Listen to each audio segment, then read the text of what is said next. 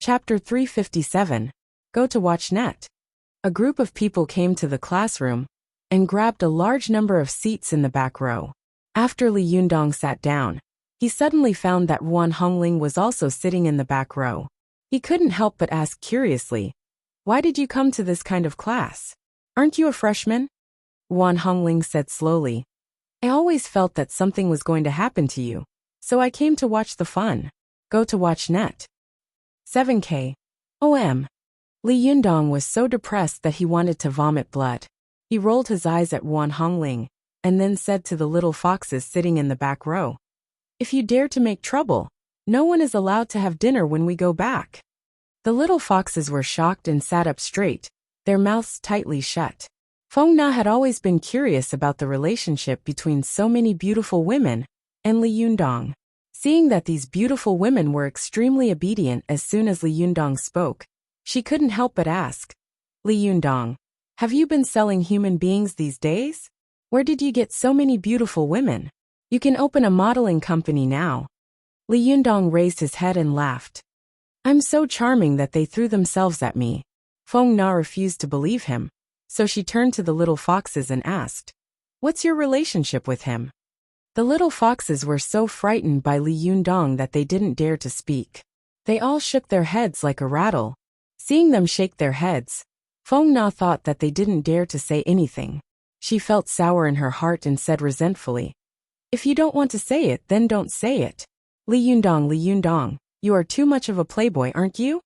Li Yundong coughed twice and thought to himself, "Playboy? Have you ever seen a virgin like me?" He didn't want to continue talking about this topic with Feng Na.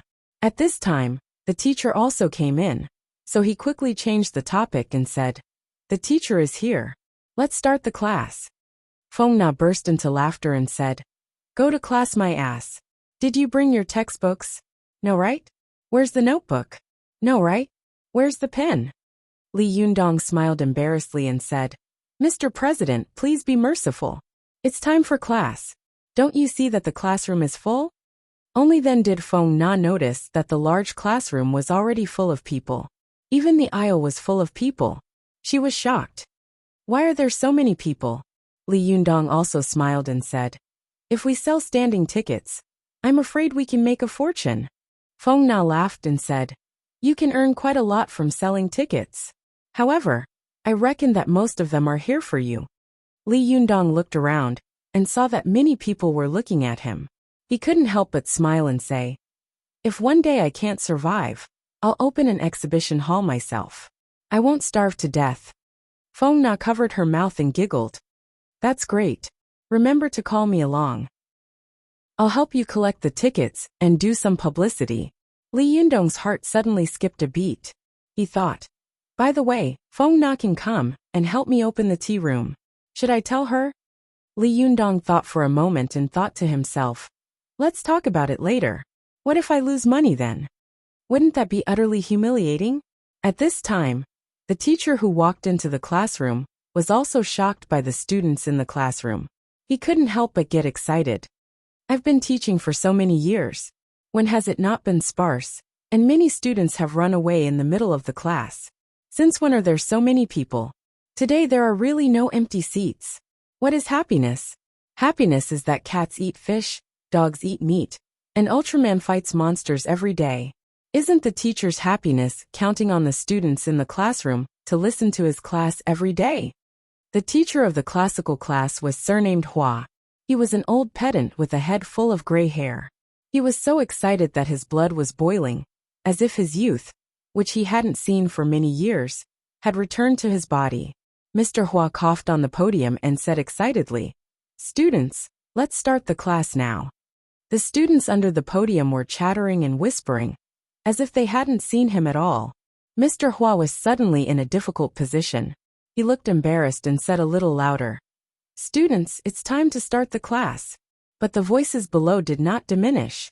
Instead, they became louder. Mr. Hua could hear them clearly from above. Some of the girls were chattering and saying, "Hey, which one is Li Yundong? Well, there's the 10th person in the back row. Can't you recognize him? He's so easy to recognize. He's sitting in the middle of a group of beautiful women." "Ah, it's true. This time, I finally saw him in person.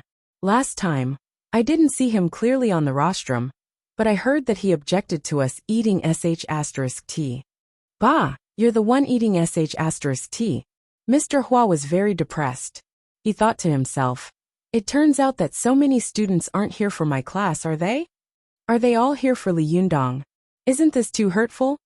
Mr. Hua felt as if someone had poured a basin of cold water on the enthusiasm in his heart. His heart was cold, but on second thought he thought, no, what is a teacher for? Isn't it just to educate students? The more it is like this, the more I have to educate these students. Mr. Hua regained his confidence on the podium and thought to himself, I don't believe that the content of my lecture can't attract you. Ignoring the noise under the podium, he began to teach with a wireless microphone. The sound of the lecture was loud and piercing, making the students grimace. They covered their ears and said one after another, F***ck. Is the teacher on drugs or cheating today? Why is he speaking so loudly? Immediately a student shouted, Teacher, your voice is too loud. We can't stand it. Mr. Hua said leisurely on the podium, if I don't speak louder, how can I cover you? The students under the podium burst into laughter. After a while, the order in the classroom was much better. Seeing this, Mr. Hua immediately became energetic. He tried his best to teach on the podium, but his words were extravagant and his saliva was flying everywhere. Li Yundong didn't want to listen to the lecture. He just wanted to be there, so that he wouldn't be expelled if he skipped classes too many times. That would be a great injustice. Being expelled was a small matter. At that time, his parents' monthly benefits would be cut off, and he hadn't earned a single grain of rice. If he lost money in his business, there would be no way out. He would really have to take the little foxes to open a circus. Li Yundong was listening in his seat, but it was the first time the little foxes had attended such a class. They were very excited and sat upright, just like they were attending an old teacher's class in a private school. Mr. Hua looked down from the podium. He could see clearly who was listening carefully, who was whispering, who was putting on makeup, and who was texting. He thought to himself, it's rare that these girls are so beautiful and so serious in class. It's rare. Mr. Hua seemed to be encouraged. He spoke more and more energetically. When he got to the point where he was excited, he would casually recite poems and shake his head. He really had the air of an old teacher in a private school. Even though Su Chan had attended a few similar classes with Li Yundong, she had always envied him for being able to attend such a big school. She paid close attention to the class, especially when the teacher stood on the podium and began to talk about the relationship between ancient literati and flowers. She listened with great interest. She listened to the class with great interest. Seeing that Su Chan was listening so attentively, Li Yundong smiled and nudged her arm with his elbow. Hey, is it really that good? Su Chan giggled. It's good. It's very eye-opening.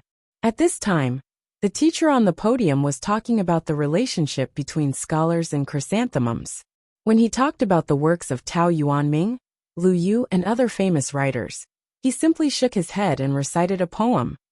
The autumn silk lingers around the house like the Tao family. All around the fence is slanting day by day. It is not that the chrysanthemum is preferred among flowers, but that when the flower blooms, there will be no more flowers. Li Yundong listened to the teacher recite the poem enthusiastically, and suddenly laughed. He said to Su Chan with a smirk, By the way, do you know why scholars like to sing about chrysanthemums? Of course I do, Su Chan said confidently. Do you think that your girl is uncultured? Chrysanthemums are fresh and elegant, noble and pure, the flower of a gentleman. Therefore, ancient scholars used chrysanthemums as a metaphor to show their nobility and the heart of a gentleman. Li Yundong shook his head with a smirk.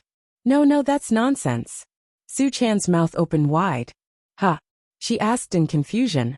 That's not right. What kind of reason is that? Li Yundong laughed. Why do scholars like chrysanthemums? Su Chan blinked. Why? Li Yundong said word by word in a serious tone. Because they are all hardcore. As soon as Li Yundong finished speaking, Feng Na couldn't help but burst out laughing. As soon as she laughed out loud, she immediately felt that it was inappropriate. She quickly covered her mouth, turned her head to the side, and held back her laughter, her shoulders shrugging. Li Yundong ridiculed her with a fake smile. Feng Na, you actually understand?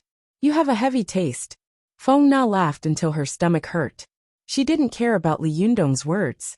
Su Chan was confused. She stared blankly, and kept thinking about Li Yundong's words. Why do scholars like chrysanthemums have a heavy taste? What kind of logic is this? Feng Na's previous laughter was very abrupt in the classroom, and Mr. Hua, who was on the podium, was very unhappy. He thought to himself, "Girl, why are you so unruly in class? Look at the girls behind you. How obedient they are." Mr. Hua was unhappy. After reciting the chrysanthemum poem, he asked, "Does anyone know whose poem I just recited? What's its name?" Many of the students under the podium peeked at Li Yundong and the beauties beside him from time to time. Some of them were catching up on sleep, some were playing with their mobile phones, and some were putting on makeup. Only a few of them were listening to the class. For a moment the classroom was quiet. Almost everyone looked at each other. In addition, the poem was relatively obscure, so no one knew where it came from. Mr. Hua snorted and thought to himself, "You guys are not good students if you don't listen carefully in class. Look at the ones behind you, who are so serious. At first glance, you can tell that they are good students. They must know."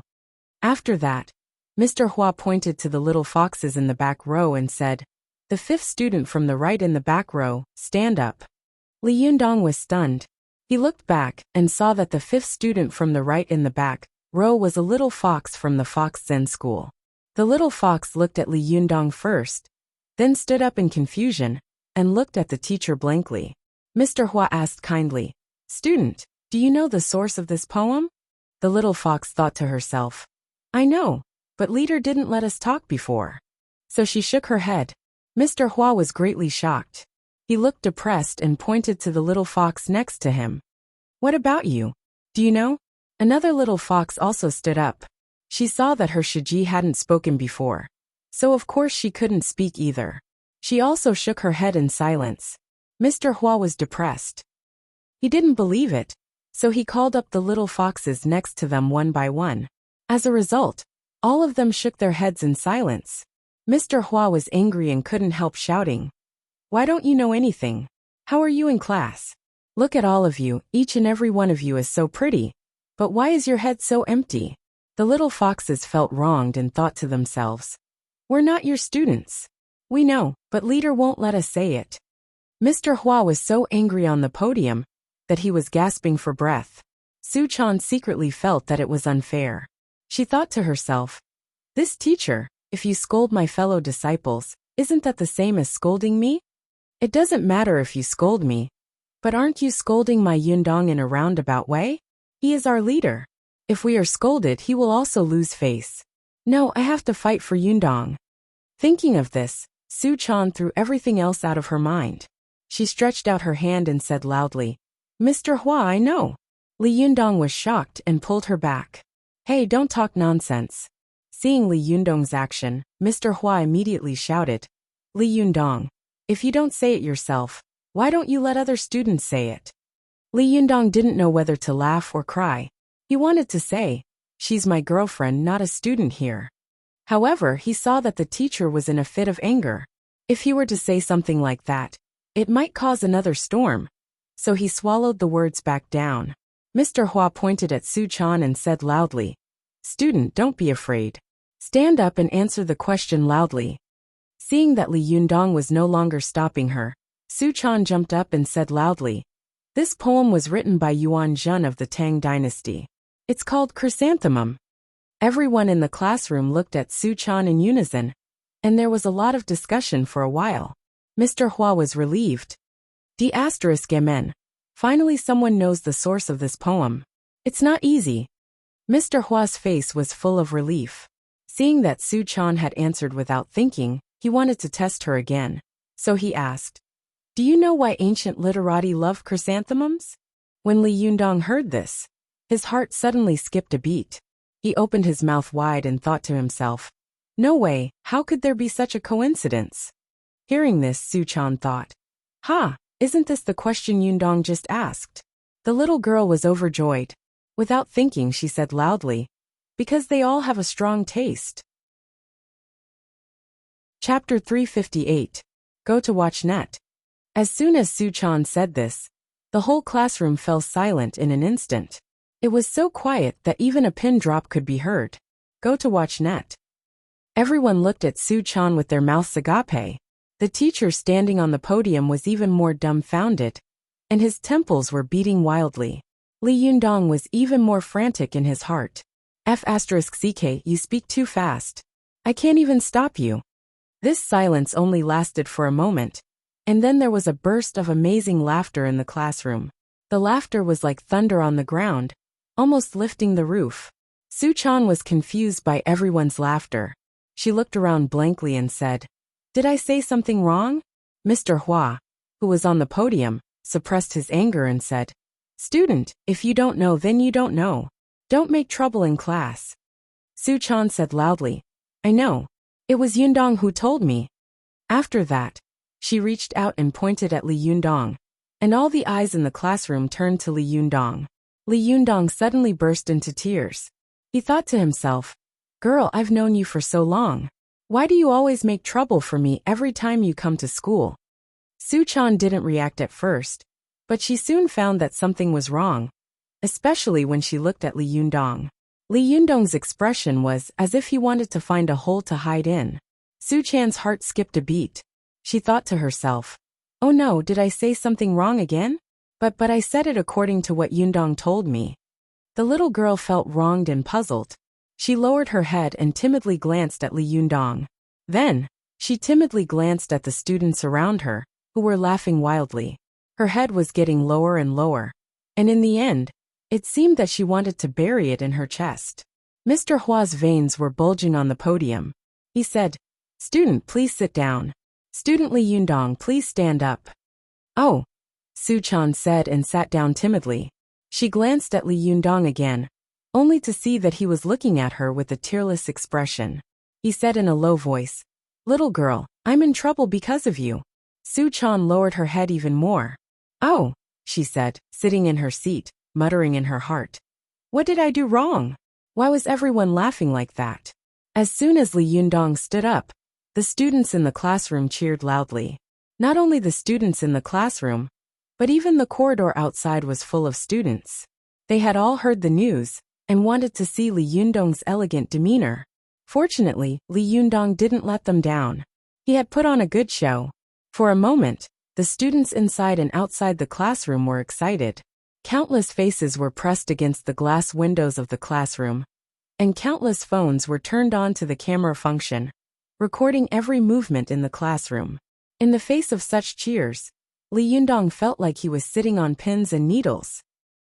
He smiled dryly and said to Mr. Hua, who was as pale as the bottom of a pot on the podium, "Mr. Hua, actually."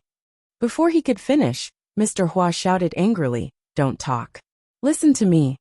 In the face of his teacher's outburst, Lee Yun-dong tactfully shut his mouth. Teacher Hua said loudly, "I know you are a celebrity student in this school, but please respect my profession. Please respect my identity. I'm the teacher. As long as you're teaching in this class, you're my student." Lee Yun-dong smiled bitterly and thought to himself, "How could I not respect you?" Seeing that Lee Yun-dong didn't speak, Mr. Hua said again, "Weren't you very talkative just now? Come on, come to the podium. You give the lecture, and I'll be your student, okay? Come on, especially the problem of heavy taste." After that, he walked down the podium angrily and stood under the podium. Lee Yun-dong didn't know whether to laugh or cry. Just as he was about to speak, he heard the students inside and outside the classroom roaring with laughter. One by one they shouted, "Lee Yun-dong, we support you." The noise was like a huge wave, so loud that it almost drowned everyone. Seeing these students jeering like this, Mr. Hua became even angrier. He held the wireless microphone and sneered, "Go make it clear. You should also experience the feeling of being a teacher. If you don't come up, the whole class will get 0 points in the exam." As soon as this was said, the students suddenly burst into an uproar, especially the students who wanted such credits. They all looked at Lee Yun-dong eagerly, as if they were looking at Guanyin Bodhisattva, who had saved them from suffering. Seeing that he had been forced into a corner, Li Yundong had no choice but to bite the bullet and walk to the podium. He coughed dryly and said, "Actually, this is a misunderstanding." Mr. Hua interrupted him with a sneer and said, "We don't want to hear a misunderstanding. We want to hear a heavy explanation." The students immediately burst into laughter again and clamored, "We want to hear a hardcore explanation." Li Yundong was sweating profusely. He felt that he would rather face the siege of all the sects than this scene in front of him. Li Yundong wiped his cold sweat and said quickly, "In fact, there have been many poets who have written about chrysanthemums in China for 5,000 years, but the most famous one is Tao Yuanming. He wrote the famous sentence picking chrysanthemums under the eastern fence, leisurely seeing the southern mountain. Bai Juyi of the Tang dynasty also wrote the poem, "Only chrysanthemums under the eastern fence can withstand the cold, and the golden millet is clearer at dawn." Huang Chao also left behind the beautiful sentence, "Soaring incense array penetrates Chang'an, and the whole city is covered with golden armor." Li Yundong counted the poets who had written chrysanthemum poems, one by one, as if they were his family treasures. For a moment the students quieted down. They didn't know why Li Yundong was criticizing these poets and their poems one by one. They were curious, so they listened to him quietly. Although Mr. Hua was angry, he secretly nodded in his heart. Not bad, he has read a lot of books. No wonder he is so famous in school.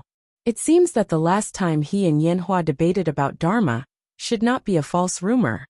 Li Yundong said again, "There are many poems about chrysanthemums, such as Su Shi's Qingji Ruobing Gu Sanyu, and the golden stamen will flow with rosy clouds. If you want to know the old trillium, it will bloom when all the grass is destroyed." Another example is Li Bai's lamentable chrysanthemum in the eastern fence. The stem is sparse and the leaves are small. Although the words are different, they have their own fragrance. Another example is Du Fu's "The cold flowers have bloomed, and the chrysanthemum is alone. The old plucking people frequently change, and the fragrant wine temporarily follows."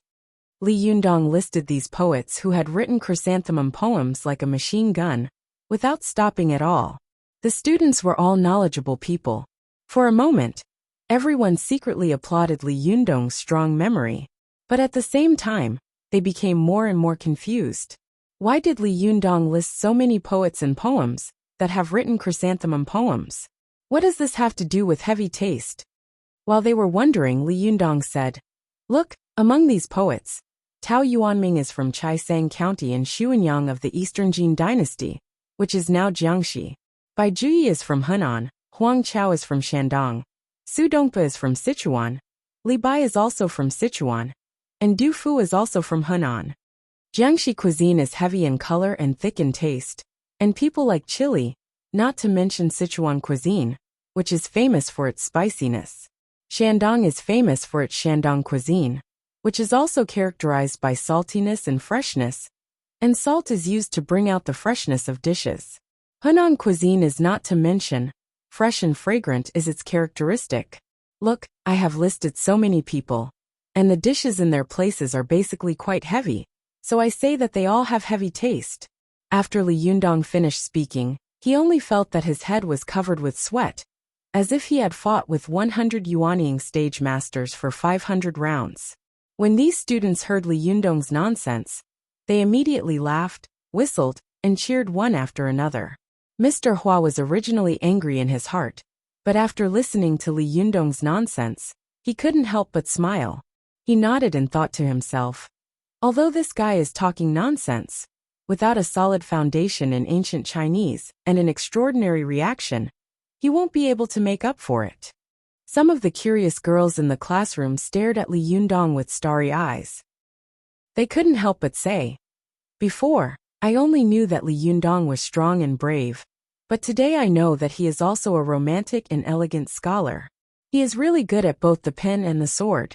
Where can I find a boy like him? What a pity. Idiot, didn't you see him argue with Yan Hua about Buddhism last time? Who can understand that? But didn't you see him recite chrysanthemum poems just now? Wow, he's so stylish. He's so handsome. F***ck. Can't you help getting excited when you hear the word chrysanthemum? Do you also have a heavy taste? A boy next to them couldn't help sighing when he heard their infatuation. What is amazing? He can win countless fans by bragging for a while and make a group of beautiful girls fall in love with him. They are even willing to marry him. This is amazing. What do you know? You don't know these poems. Show me. Alas, I didn't know until today that even reciting poems can be used to pick up girls. You have to read, children. There are beauties in books. The ancients didn't deceive me. Li Yundong braced himself and gave a random explanation. Although it was barely justifiable, Mr. Hua nodded secretly under the podium, thinking that this matter would be over. However, the students who were watching the fun did not intend to let him go. Some students clamored, "Mr. Li, let's do something exciting." As soon as these students clamored, the students inside and outside the classroom also followed suit. "Let's do something exciting." Li Yundong cursed in his heart. "Damn it, you guys are really taking pleasure in my misfortune. I've solved such a perverted problem, but you still refuse to let me go. Well, if you don't let me have an easy time, I won't let you have an easy time." Li Yundong made up his mind. "In for a penny, in for a pound, in for a pound," he said loudly. "Do you want something exciting?" The eyes of these birdmen lit up, and they nodded excitedly. "Yes, yes, we want something exciting." Li Yundong waved his hand and said, "Well, now put away all the books. Let's take the exam." Everyone was dumbfounded. A student in the front row stammered, "Test, test." Li Yundong glanced at them and said with a matter-of-fact expression, "Don't you want to be excited? Isn't the exam exciting enough?" These students suddenly burst out laughing. Even Mr. Hua, who had been keeping a straight face, couldn't help laughing. A curious student asked, "Mr. Li, what's the content of the exam?" Li Yundong didn't even think about it. He said loudly, "It's about the relationship between scholars singing Chrysanthemum and Heavy Taste." After he finished speaking, he seemed to think of something and added, "You're not allowed to plagiarize and use my explanation just now." There was another burst of laughter outside the classroom. Mr. Hua also laughed and scolded, "Sly." The class could no longer go on. Mr. Hua shook his head helplessly and said, "Forget it, I'll let you go today. Don't make trouble next time." Li Yundong felt as if he had been granted amnesty. He quickly said seriously, "Please rest assured, Mr. Hua. I will live up to the ardent expectations of the party and the people in the future. I will study hard, make progress every day, and strive to be a new person in the construction of the motherland." The crowd burst into laughter again. After the disturbance of the class, Li Yundong waited until the class was over. After he walked out of the classroom, Zhou Qin and Wan Hongling kept whispering, glancing at Li Yundong from time to time, and bursting into laughter from time to time.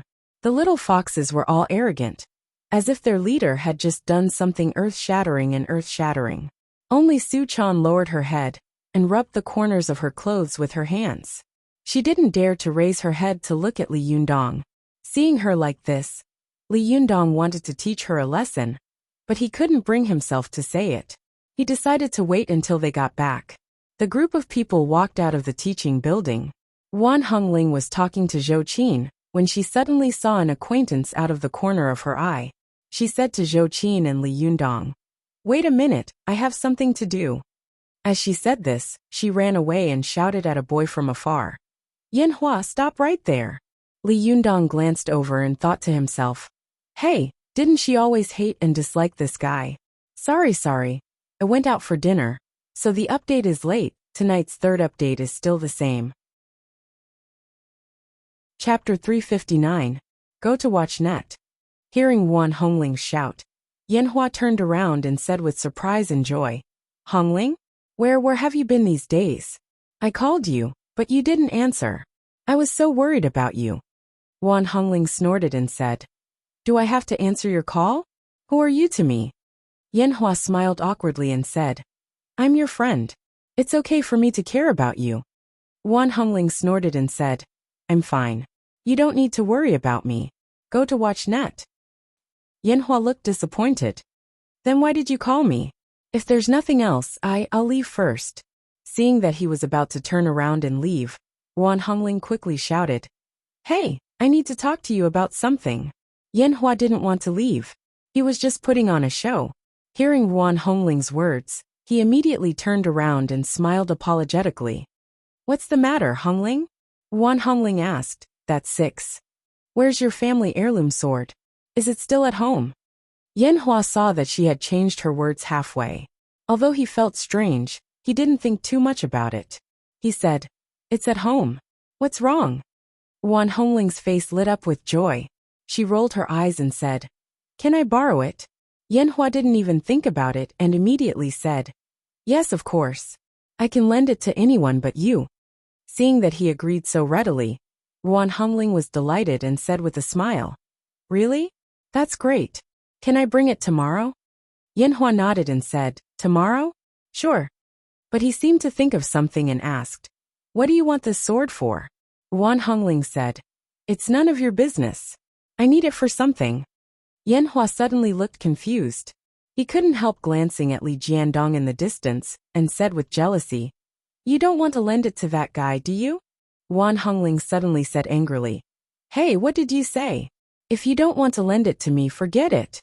After that, she stomped her feet and turned to leave. Yen Hua quickly pulled her back and said with an embarrassed smile, I'm just asking. I can lend it to you, but you have to promise me that you won't let that guy use it. Wan Hongling frowned and said angrily, Yen Hua, do you know why I've never liked you? Because you are as narrow-minded as a woman. If I'm borrowing it, I'm borrowing it. If I'm not borrowing it, I'm not borrowing it. Since I'm borrowing it, I don't care what I'm going to do with it. What was a man dilly-dallying for? He was even pulling and tugging outside. Wasn't it embarrassing? Let go. Yen Hua smiled awkwardly and put down his hand. He said in a low voice, I'm only like this in front of you. Don't worry, I won't ask. I'll lend you the sword tomorrow. Wan Hongling snorted angrily. You really want to borrow it? Hey, if you're unwilling, then don't lend it to me. I won't blame you. Even if you lend it to me, don't expect me to appreciate it. Yen Hua smiled apologetically and said, No, we are friends. It doesn't matter if I lend it to you. Wan Hongling snorted and said, That's more like it. I'm leaving. Yen Hua saw that she had turned around and was about to leave without any hesitation. He called out, Hey, but Wan Hongling had already walked far away. Only a ponytail swayed behind her head, making Yen Hua's mind go into a mess. That's strange. What does she want this sword for? Yen Hua muttered in confusion. Yen Hua's mind was full of confusion. When he got home after school, he opened the door, put down his school bag and went out. He turned a corner and went straight to his Aunt Yin Fong's study. His family was quite well off and lived in a courtyard house. His aunt had left for 9 years, but his family still kept her room the same and went in to clean it from time to time. Yen Hua pushed open Yin Fong's door and walked into the study. He was shocked. He saw a figure standing next to the sword rack in the study, quietly looking at the long sword on the rack. She was serious and focused, as if she was looking at a long-lost relative. This person was about 1.7 meters tall and had a graceful figure. She was a graceful woman with a charming figure. This woman had a black shawl, and there was an indescribable sense of tranquility all over her body. Yen Hua looked at the side of this person's face and saw that she was beautiful. There was a smile at the corner of her mouth, as if she was recalling something. Yen Hua glanced at this person's face and immediately said in surprise, Aunt? Yen Fong seemed to have known that he had come in. Her eyes were still focused on the sword quietly placed on the rack. She said without looking back, Hua, long time no see. Do you still remember me? The last time Yen Hua saw his aunt, he was still a teenager. At that time, his impression of Yen Fong was that his aunt was very beautiful, but a little difficult to get close to. Looking at her now, her appearance hadn't changed at all in more than 10 years. She was still as beautiful as before, like a young girl. Yen Hua said in surprise, Aunt, when did you come back? I haven't seen you for so long, but you're still so beautiful. Yen Fong suddenly smiled, and her smile was full of sarcasm and self-deprecation. Beautiful? What's the use of being beautiful? I can't compete with that fox, can I? Yen Fong sighed and said faintly, Hua, you have to remember my words. At this time, Yen Hua only felt that his mind was a little confused. He didn't know why Yuan Hongling wanted to borrow this sword from him. Nor did he know why his aunt, who had suddenly disappeared for 9 years, had suddenly come back. Why did she suddenly say these things to him? Yanhua replied in a daze, "What words?" Yanfang gently took the liuha, one of the twin swords, off the sword rack.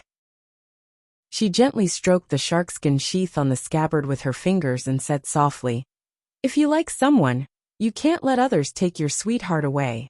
Sometimes you don't hesitate to get rid of your competitors. You must strike first to gain the upper hand."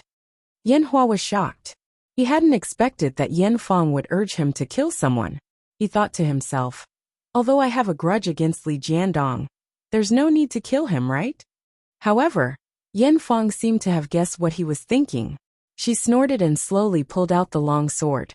In an instant, the sword was unsheathed, and the sword chi radiated in all directions. She said, "You may think that I'm exaggerating, but in the future, you will know how right I am." Yanfang's eyes suddenly became very distant.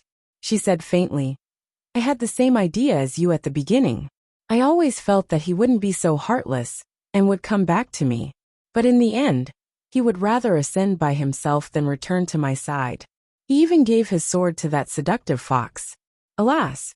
Yanhua was confused and thought to himself, "Ascend? Seductive fox? What the hell is this?" Yanfang snorted and continued to pour her jinqi into the liuha. She sneered and said, "Last time, that bastard broke my liuha with the boy's yuanyang blood. I thought that the liuha would fall into his hands, and it would be difficult for me to find it again. But I didn't expect that the liuha would still be in the same place. Hey, it's really an anomaly. It seems that even God wants this liuha to return to my hands." After Yanfang injected some jinqi into it, the liuha suddenly jumped up by itself and floated in the air, buzzing and emitting a clear and loud sword cry. Yanhua was stunned.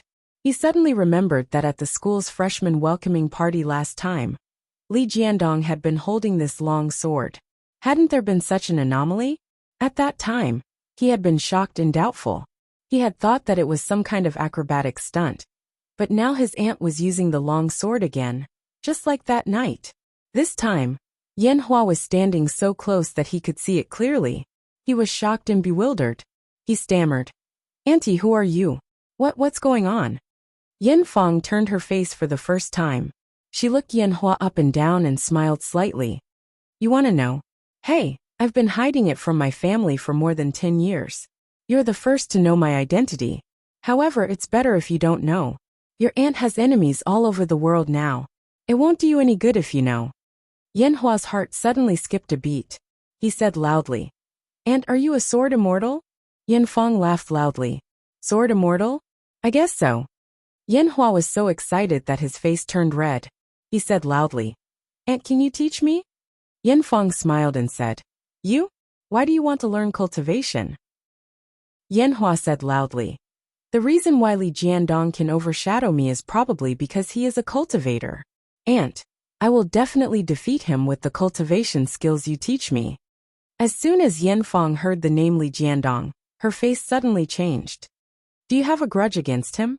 Yanhua gritted his teeth and said, "Yes. He stole my Hongling." Yanfang raised her head and laughed loudly. "Our Yan family is really promising. Why has everyone been robbed of their love by others?" Yanhua said loudly, "Aunt, please teach me Kung Fu. I will definitely beat him." Yanfang laughed for a while. She lowered her head and looked at Yanhua deeply. She shook her head and said, "No, although Li Jiandong and I have a grudge, his aptitude is the best I've seen in my life. In the past 500 years, no one has made such rapid progress. I even suspect that he is the reincarnation of a god. Otherwise, it would be impossible for him to cultivate so fast. You are no match for him. Don't ask for trouble." Yanhua's face suddenly turned red, and he gritted his teeth. He said angrily, "Why am I no match for him? How do you know that I'm no match for him without even teaching me? How am I inferior to him?" Yanfang looked at her nephew sympathetically. She shook her head and waved at the liuha in the air. She said, "Don't think about it. With my 10 years of cultivation in the Xianmen sect, I only have a 50-50 chance of winning against him. You have been competitive and eager for quick success since you were a child. This kind of character is not suitable for cultivation at all. You can't beat him. Today, just pretend that you didn't see me." After that, the liuha returned to its sheath with a clang, and then jumped back into her hand. Yen Fang's figure flashed, and she left the house in the blink of an eye. Yen Hua chased after her, and saw that it was empty. Although it was broad daylight, he couldn't see Yen Fang at all. Yen Hua clenched his fists, and was as angry as a wild beast. He roared loudly, "How am I inferior to him? Hongling, aunt, I want to prove to you that I am definitely stronger than him." Group 1 to 8 is full. Please add Group 9 13,127 0766. Chapter 360. Go to watch net. After school, Li Yundong's face was frighteningly dark along the way. Zhou Qin and Ruan Hongling couldn't help covering their mouths and snickering when they thought of what had happened in the classroom. Su Chan was like a child who had done something wrong. She lowered her head, rubbed the corners of her clothes, and rubbed her toes against the ground, not saying a word. Although the little foxes also kept their mouths shut, their intelligent eyes glanced at Li Yundong, and then at Su Chan, as if they were eager to see the world in chaos and were gloating. Go to watch net. When he finally entered the house, Li Yundong's face was as cold as a coffin. He shouted, "Zhou Qin Hongling, do you have anything to do?" Well, he was asking them to leave. Zhou Qin was clever and quickly said, "I'm going to read." As she said this, she covered her mouth and ran into her room with a snicker. Ruan Hongling rolled her eyes and said with a smile, "I'm going to find Sister Zi Yuan." As soon as the two of them left, only the foxes of the younger generation of the Fox Zen school were left standing in the living room, staring at each other. Li Yundong opened his mouth and wanted to teach these little foxes a lesson, but he didn't know what to say. Li Yundong suddenly felt a little depressed. In his opinion, if any of these stinky girls could speak, Su Chan wouldn't have jumped up. But they didn't speak, because he didn't want them to. Seeing Li Yundong's long face, the little foxes looked at each other and walked up to Li Yundong together. They said aggrievedly, "Leader, please punish us. Although, we don't know what we did wrong, but it's our fault for making the sect leader unhappy." Li Yundong was even more depressed. "Oh, it turns out that you've taken advantage of me and still want to force me to abdicate." Li Yundong was so angry that he waved his hand and said impatiently, Go back to your rooms." The little foxes had been waiting uneasily for Li Yundong to teach them a lesson, but they didn't expect that Li Yundong would raise the board high and drop it gently. They were immediately overjoyed and cheered. "Long live the leader! Long live the leader!" Li Yundong scolded, "Hurry up and go back. Don't you think you've caused enough trouble?" The little foxes were startled. They immediately covered their heads and fled like frightened birds and beasts. Su Chan, who was among them, rolled her eyes and turned to follow them. She turned around and took a step, her ears suddenly pricking up like a little fox who was extremely vigilant.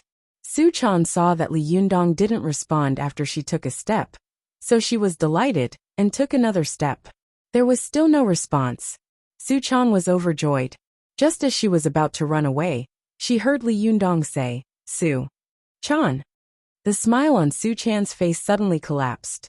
She turned around, looking like a thief who had been caught red-handed. She moved resentfully to Li Yundong, lowered her head and mumbled, "What are you doing? I also have things to do." Seeing her like this, Li Yundong was so angry that he almost laughed. He said with a straight face, "Oh, what are you going to do?" Su Chan's eyes darted around. "I want to practice." Li Yundong laughed and asked, "Why are you practicing at this time?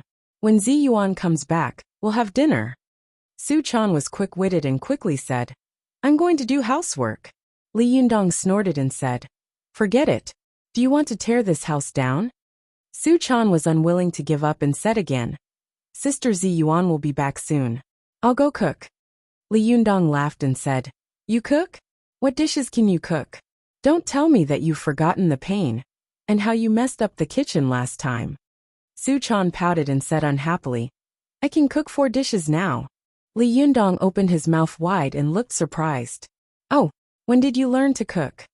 Su Chan snorted and said proudly, "I learned it secretly from Chow Yi Sherbois." This is called knowing shame makes one brave. Li Yundong laughed and said, "Oh, this is rare. Chowie Sherbua can also cook?" Su Chan looked as if she had caught Li Yundong by the tail. "You underestimate Sherbua. I'll tell her." Li Yundong pretended to be angry and said, "How dare she snitch on me? Be ****, I'm her leader. Is there anyone who snitches on their superiors to their subordinates?" Su Chan snorted and said arrogantly, "Anyway, with your girl's cleverness and wit, I believe that it won't be long before a world-class chef appears in this world." Li Yundong laughed as if he had heard the funniest joke in the world. "Ha ha ha, I'm dying of laughter. My stomach is breaking. You're really blowing your own trumpet, how shameless." Su Chan stamped her feet and said angrily, "You're so annoying. I really know how to cook. If you don't believe me, I'll cook for you." Li Yundong didn't even think about it and flatly denied, "No. For the sake of the safety of the people of the world, you can't enter the kitchen." Su Chan threw herself into Li Yundong's arms and said coquettishly, "No, let me cook. I really know how to cook." Li Yundong still refused to let go. "No, learn from the mistakes of the past. Do you want to move now that you've just found a house?" Seeing that she couldn't persuade him for a long time, Su Chan couldn't help but say with tears in her eyes, "You don't like me anymore. You despise me. You don't believe me anymore." Li Yundong suddenly felt a headache coming on and his heart softened. He thought for a moment and resolutely gritted his teeth and said, "Okay, go ahead. At worst, I'll just move to another house." At first, Su Chan laughed through her tears, but when she heard Li Yundong's last sentence, she immediately said angrily, "You're so annoying. I really know how to cook." Li Yundong said with a strange expression, "It's really strange. When did you learn how to cook?" "Why haven't I seen you learn from Chow Yi?" Su Chan said with a smile. "I secretly asked her to learn a few nights ago." Li Yundong smiled and said, "Then show me your skills. I promise I'll surprise you." Su Chan looked proud, as if she had already cooked a table of Manchuhan imperial feast. She rolled up her sleeves and went into the kitchen. She turned around and saw Li Yundong following her like a shadow. Su Chan immediately said, "Why are you following me?" Li Yundong shook his head and said, "I'm worried about you, so I followed you to have a look." Su Chan stamped her feet and said, "You're so annoying. I can't do it with you around." Li Yundong couldn't help laughing. "You said the same thing last time. But in the end, you blew up the kitchen." Su Chan was ashamed and annoyed. "That was a long time ago. It won't happen this time. I already know how to use this stove." Li Yundong smiled and said, "This is called a gas stove, idiot. You use one for me to see. I'll be relieved when I see that you know how to use it." Su Chan turned on the gas stove with a snap, turned it up and down, and finally turned it off. She said angrily, "Are you relieved now? I said I know how to use it." Li Yundong thought for a moment and still said worriedly, "Hey, do you know where the oil, salt, sauce, and vinegar are?" Su Chan said, "Oh, I know. Don't worry. I'm not a child anymore." As she said this, she pushed Li Yundong out. Li Yundong was surprised and laughed at the same time. "Hey, last time you pushed me out like this and blew up the kitchen." Su Chan stamped her feet and said, "If I blow up the kitchen again, I won't live." Li Yundong was shocked. He covered her mouth and pretended to be angry. "What nonsense are you talking about? I'm still waiting for you to catch up with me in cultivation, little girl, so that I can fly with you. It doesn't matter if it blows up, as long as you're fine." Su Chan's cheeks turned red. Her heart was filled with sweetness, and a sweet smile seemed to seep out of her heart. She smiled and said, "Don't worry. Just wait for the delicious food." As she said this, she turned and went into the kitchen, not forgetting to close the door. Li Yundong couldn't help laughing and shook his head. But after a while, he opened the door a crack and sneaked his head into the kitchen. Unexpectedly, Su Chan seemed to know what he was doing. She looked at him and said angrily, "You're just worried about me." Li Yundong smiled apologetically. "Not at all. I just want to ask Chef Su, which 4 dishes are you cooking? Tell me so that I can also learn." Su Chan walked to the door, slammed it shut, and said angrily, "I won't tell you." Li Yundong shook his head secretly. He returned to the living room helplessly, wondering what kind of dishes this girl would cook. But after a while, Li Yundong suddenly slapped his thigh and said, I actually let this girl get away with it. I forgot to blame her. Li Yundong thought about it again. It seemed that what had happened at school couldn't be blamed on her. Thinking of this, Li Yundong couldn't help laughing. At this time, Ziyuan happened to come back. Li Yundong looked at her and saw that although this fairy-like sister had been busy all day, her clothes were still neat and tidy, and there was no trace of dust on her. Li Yundong secretly admired her in his heart.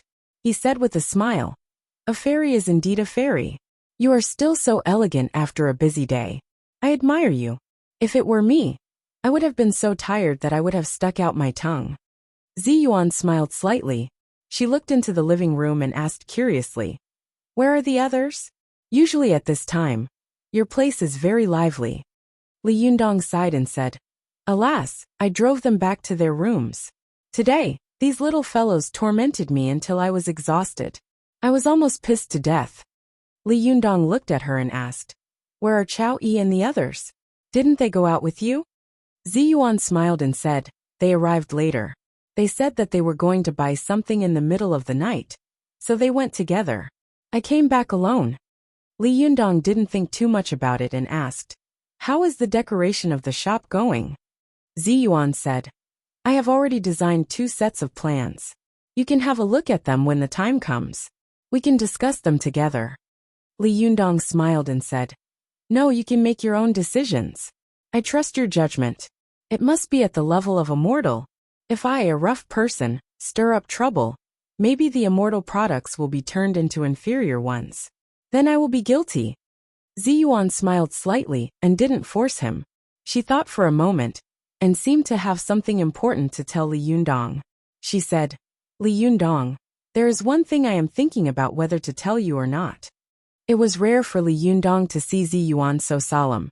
He asked curiously, What is it?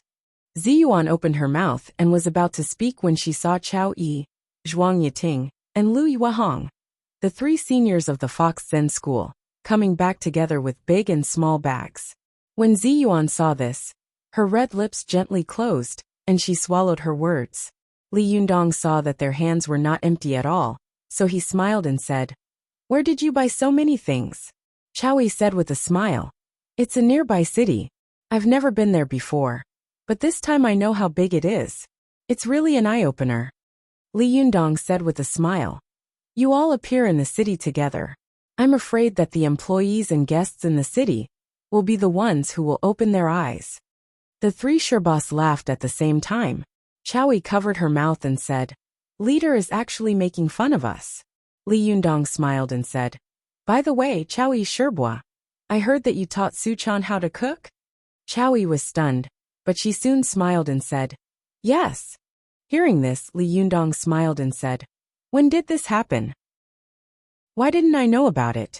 As soon as he finished speaking, the kitchen door suddenly opened. Suchan came out with 4 plates in her hands like she was performing acrobatics. Then, she placed them in front of Li Yundong one by one and said, Look, these are the 4 famous dishes of our Fox Zen School. When did the Fox Zen School have 4 famous dishes? Chao Yi and the others looked at each other and curiously went forward to have a look.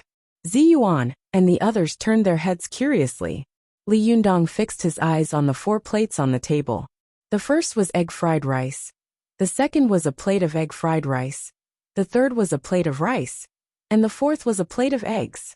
Li Yundong said with a strange expression, What are these 4 dishes?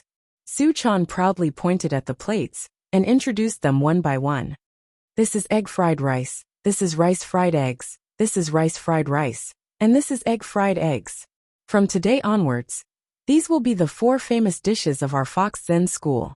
As soon as she finished speaking, Chao Yi and the others burst out laughing. Li Yundong took a deep breath and looked defeated. He pressed his throbbing temples and squeezed out a smile. Well, the 4 famous dishes really look, smell, and taste good. Seeing this, Ziyuan couldn't help but smile.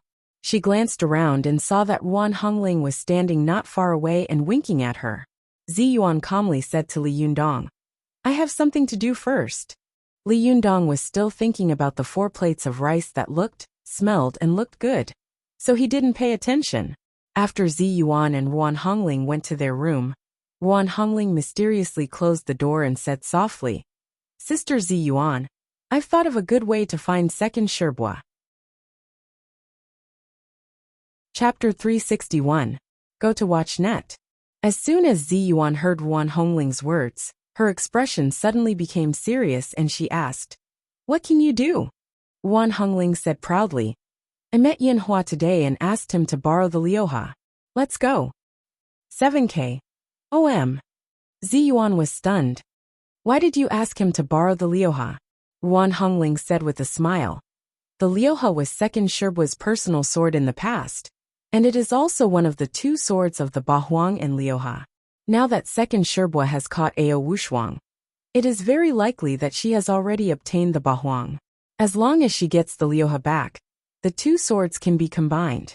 Once the Bahuang and Liuha are combined, second Sherbua doesn't need to hide at all. She will definitely show up and directly attack the Fox Zen school. Zi Yuan's heart skipped a beat. She said doubtfully, "I roughly understand what you mean, but didn't second Sherbua go to get the Liuha as soon as she escaped?" Ruan Hongling chuckled. "I also thought that second Sherbua might have taken the Liuha away. But when I met Yin Hua today and asked him, guess what happened?" Zi Yuan smiled slightly. "It must still be there." Ruan Hongling clapped her hands. "Yes, the Liuha is still there. It's unbelievable. We were so busy with all kinds of things that we didn't think of looking for the Liuha as soon as possible. But second Sherbua didn't take it either. Sister Zi Yuan, don't you think it's strange?" There was a thoughtful look on Zi Yuan's face. She said, "It's indeed strange. Logically speaking, second Sherbua should have gone to get the Liuha as soon as possible. With her cultivation, once she gets the Liuha, it will be like adding wings to a tiger. But why hasn't she taken so long to get it?" Speaking of this, Zi Yuan suddenly said, "Don't delay it anymore. Go to Yin Hua's house and get it now. No matter what, you have to get the Liuha first." Ruan Hongling responded, turned around, and went out the door. Zi Yuan sat alone by the bed, frowning slightly, and lowered her head in thought.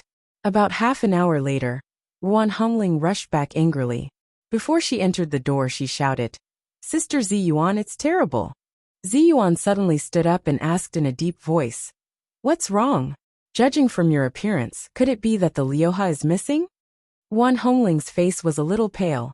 She said, "Yin Hua, he said that his aunt second Sherbua took away the Liuha." Zi Yuan frowned. "When did this happen?" Ruan Hongling said bitterly, "I should have been there half an hour earlier for what happened just now."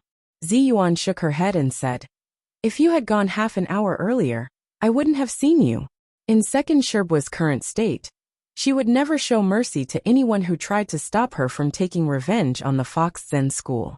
At that time, not to mention that you're her martial nephew, even if you were her own flesh and blood, I'm afraid she would still kill you.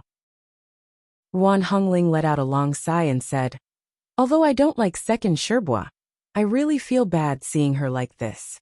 What's the difference between her and falling into the devil's way? Our Lingong sect is already short of manpower.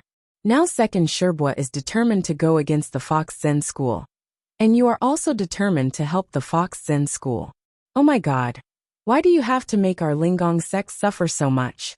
Could it be that God also wants to destroy our Lingong sect?" Zi Yuan smiled faintly and said, "The clouds rise and fall, and the tide rises and falls. That's all. Hongling, everything in this world is just a fleeting cloud. Don't pay too much attention to it."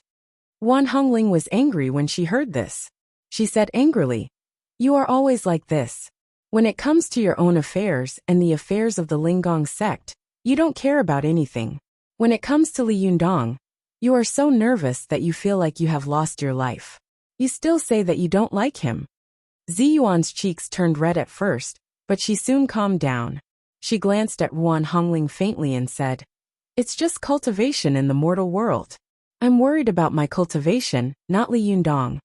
Ruan Hongling moved closer to Zi Yuan and widened her eyes, as if she wanted to find some clues on her face. She said word by word, "You are deceiving yourself."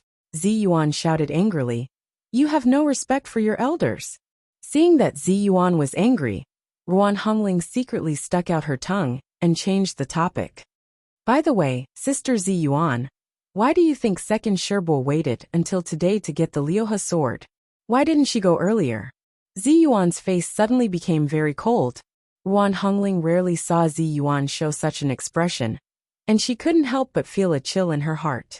Zi Yuan said in a deep voice, second Sherbo didn't go to the Liuha sword. There are a few possibilities. First, she might have been like us. She was too busy with all kinds of things, so she didn't go to get it. As soon as she finished speaking, Wan Hongling said, now that I think about it, I don't think it's possible, because for her, there is only one thing she wants to do, and that is revenge. But we have a lot of things to do, and a lot of things to consider. Moreover, the enemy is in the dark while we are in the light. It's normal for us to not think of it, but it's impossible for second Sherbo, who is hiding in the dark, to not think of it. Zi Yuan nodded in agreement. She said, you're right. So there is a second possibility. This possibility is that second Sherbo has been looking for it before, but she hasn't been able to find it. She didn't find it until today. Wan Hongling shook her head and said, Yanhua also said that second Sherbo said this, but I don't quite believe it, because second Sherbo can hide in the Fox Zen school for 9 years without being discovered. How meticulous and careful does she need to be to do this? I don't believe that she would go to Yanhua's house to get the sword in the end. Zi Yuan looked at Wan Hongling with appreciation. You're right. Originally, if second Marshal Uncle didn't say this, I wouldn't be sure of this final possibility. But now that she said this, I can almost conclude that this sentence is a smokescreen, and the purpose is to confuse and guide us. Wan Hongling was also an extremely intelligent person. Her eyes lit up and she said, Ah, Sister Zi Yuan, what do you mean?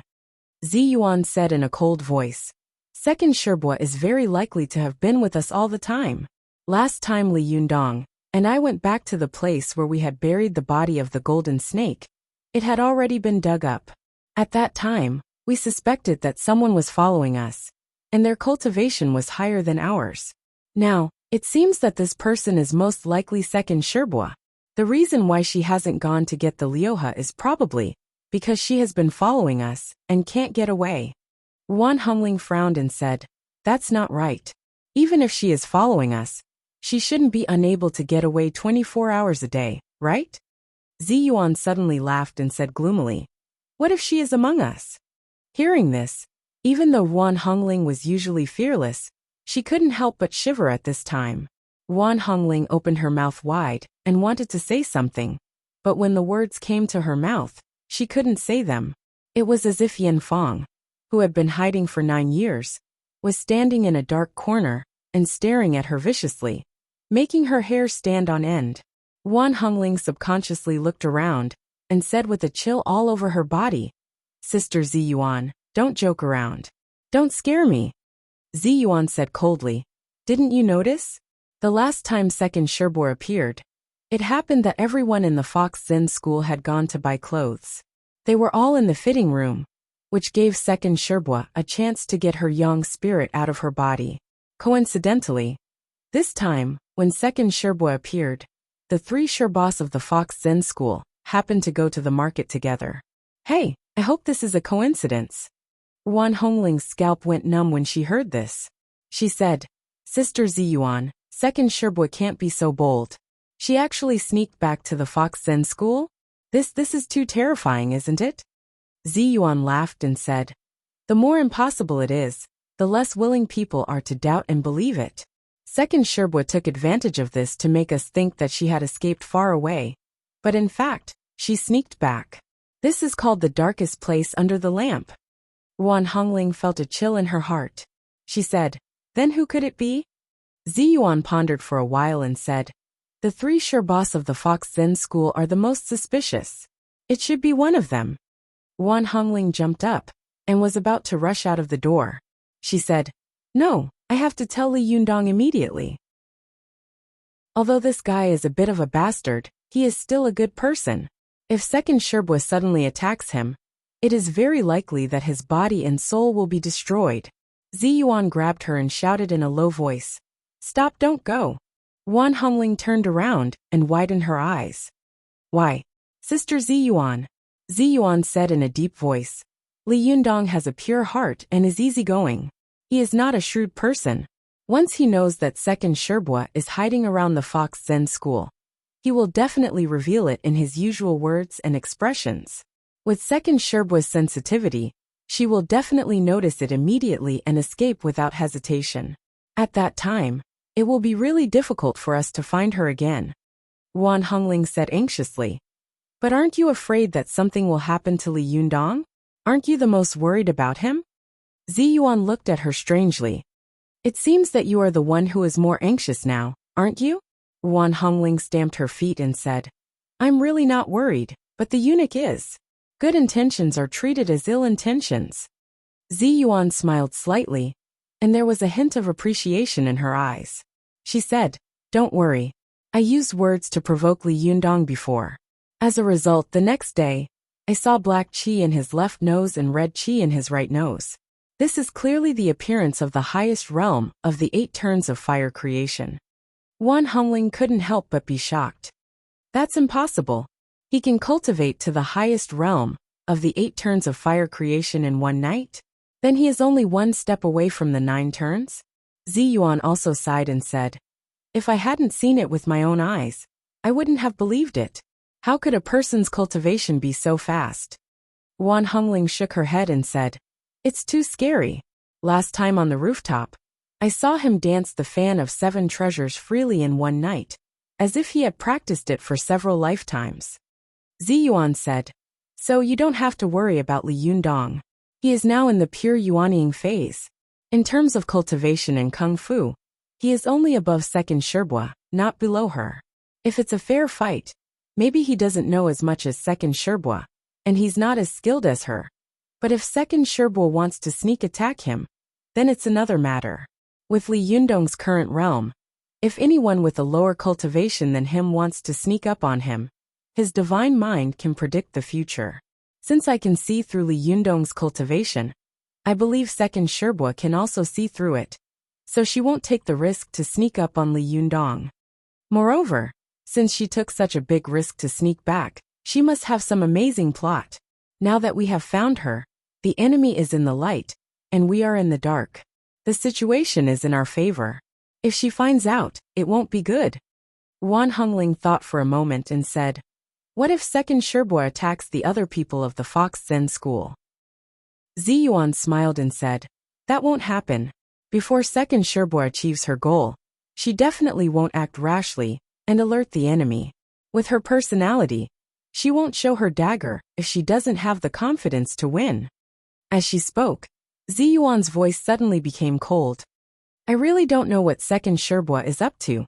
Wan Hongling suddenly understood, but she quickly frowned and said, If Second Sherbua takes the Liuha, it's impossible for her to keep it with her. Where would she hide it? Moreover, why doesn't she combine the Liuha and Bahuang? With the Bahuang and Liuha in hand, who in the world will she be afraid of? Ziyuan smiled and said, I also thought of this before, but you have to know that Ao Wushuang was sealed in the Emperor's clock by Second Sherbua. Do you know what kind of powerful magical weapon it is? Wan Hongling nodded and said, Of course I know. This is a powerful magical weapon of Yi fashion of the Tang dynasty. It can seal any master below the immortal level, including Jinshin and Thunder Retribution masters. Ziyuan nodded and said, Yes, the Emperor's clock is very domineering, but it also has one of its biggest shortcomings. That is, once it is sealed, it is difficult to release it again. Therefore, although Ao Wushuang was sealed by Second Sherbua, in fact, Ao Wushuang has become the safest person in the world, because Second Sherbua can't break the Emperor's clock to release Ao Wushuang, and she can't get the Bahuang sword beside Ao Wushuang. Wan Hongling sighed and said, This is called being too clever and making a fool of yourself. So what should we do now? Now the Zhengyi school is aggressive, and Second Sherbua is lurking around us. We have just started our business, and our livelihood is a problem. There are so many problems. What should we do? Ziyuan said lightly, If he is strong, let him be strong. If he is tyrannical, let him be tyrannical. If he is tyrannical, let him be tyrannical. We just need to wait, and see who will show their foxtail in the end. In the end, Ziyuan suddenly sighed and said, I hope our guess is wrong. Otherwise, the grudge between Second Sherbois and the Fox Zen School will really be impossible to resolve. When Ziyuan mentioned the grudge between Yan Fang and the Fox Zen School, Wan Hongling suddenly sighed and said faintly, Sister Ziyuan, when the time comes, if Second Sherbois really wants to fight to the death with Li Yundong, which side will you help?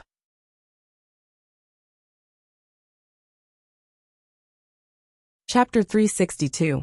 Go to Watch Network. Ziyuan was stumped by this question. Although she had long expected that she might face this day in the future, she had been subconsciously avoiding this question, because even she did not know how to face it. Watch Net. On one side was the Second Sherbois of her sect. Although Hong Ling had not received much care from Second Sherbois, she had received a lot of guidance from Second Sherbois in cultivation when she was a child. It could be said that she owed him a debt of gratitude. Moreover, even if Second Sherbois had not given her any guidance, he was still her Sherbois in terms of seniority. In terms of distance, he was much closer to her than Li Yundong, an outsider.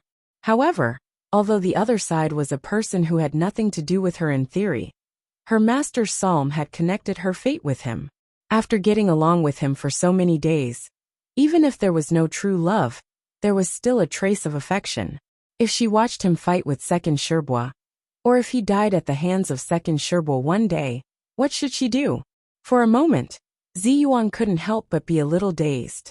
Wan Hongling saw that Ziyuan was in a daze, and her eyebrows were full of worry, as if thousands of worries were entangled together, turning into a mess that could not be untied.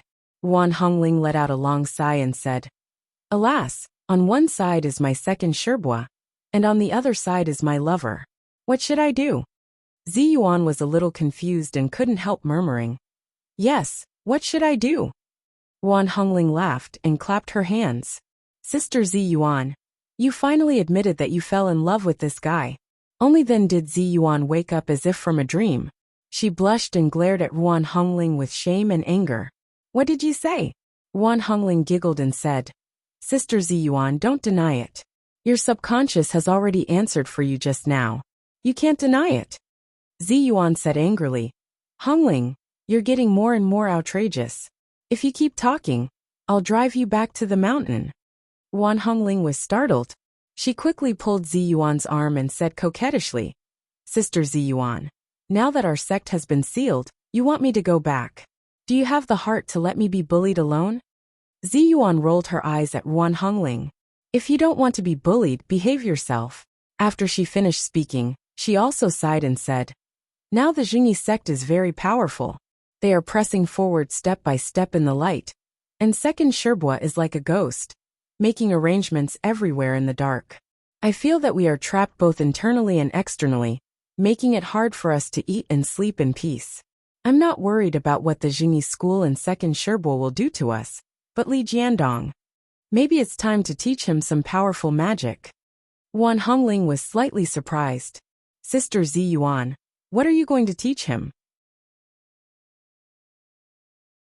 Ziyuan thought for a moment and said, Back then, I asked him what kind of magic he wanted to learn among the 5 elements of the Great Way. He answered me that thunder magic was the strongest in the world. If he wanted to learn it, he would learn the strongest thunder magic. Back then, I didn't dare to teach him, when I saw that his cultivation wasn't high enough. But now that his cultivation is high enough, it's time to teach him. Wan Hongling let out a cry of dissatisfaction and said, Sister Ziyuan, I begged you many times, but you refused to teach me. Now you are actually taking the initiative to teach this guy. You are so biased. Ziyuan glared at Wan Hongling and said, Your cultivation is not high enough. You can't cultivate yang qi from yin qi. How can you practice thunder magic? First, practice the ordinary 5 elements Taoism. Nuclear weapons can kill people, and so can bullets. Cultivators should not be too ambitious. Oh, I know. Wan Hongling pouted and didn't say anything, but she thought to herself, Sister Ziyuan, although you don't admit it, and you don't want to admit it in your heart, I still feel that you have fallen in love with Li Yundong. When the day comes when you finally have to admit it, you will find that this guy doesn't love you, but that fox spirit. Let's see what you will do then. While Ruan Hongling and Zi Yuan were talking privately in the room, Li Jiandong was tasting the 4 famous dishes made by Su Chan Chao Yi, and the others of the Fox Zen school did not join in the fun and returned to their own rooms.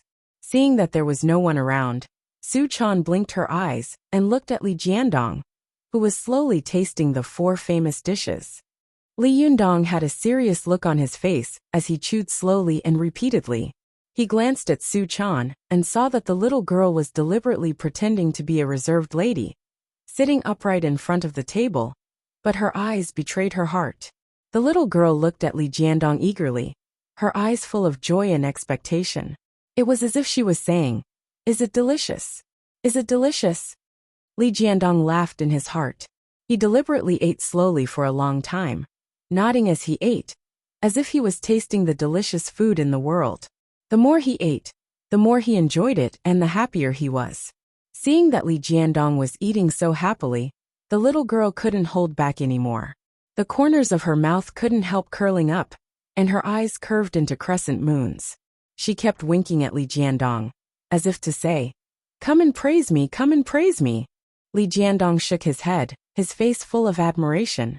He nodded and said, "Did you really make these?" Su Chan finally couldn't help but smile, revealing a row of snow-white teeth. She nodded like a chick pecking at rice. "Yes, I made them. How is it? Is it delicious?" Li Jiandong was not in a hurry to tell her. He slowly wiped his mouth, just like a slow-motion scene in a movie, as if he was deliberately teasing Su Chan. The little girl's heart was burning with anxiety. She couldn't help but rush over to Li Jiandong, grab his shoulders with both hands, shake him hard and ask eagerly, "How is it? Tell me quickly." Li Jiandong tried hard to hold back his laughter.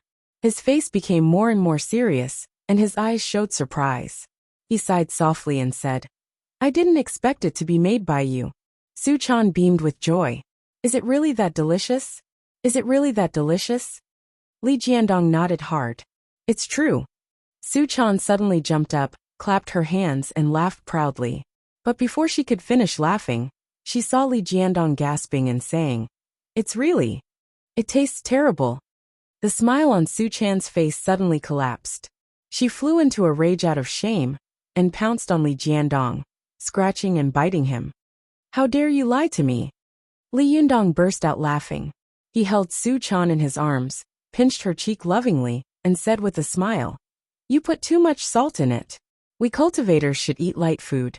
Do you want to break my cultivation by putting so much salt?" Su Chan burst into laughter and said, "Is it so easy to break the cultivation of a dignified leader?" Li Yundong said to Su Chan with a smirk, "With you here, my cultivation will be broken by you easily, won't it?" Su Chan's cheeks turned slightly red. She giggled and said proudly, "It turns out that the nemesis of the famous Junren Li is me. Humph. Let's see if you dare to bully me again. Be careful, or I'll break your cultivation."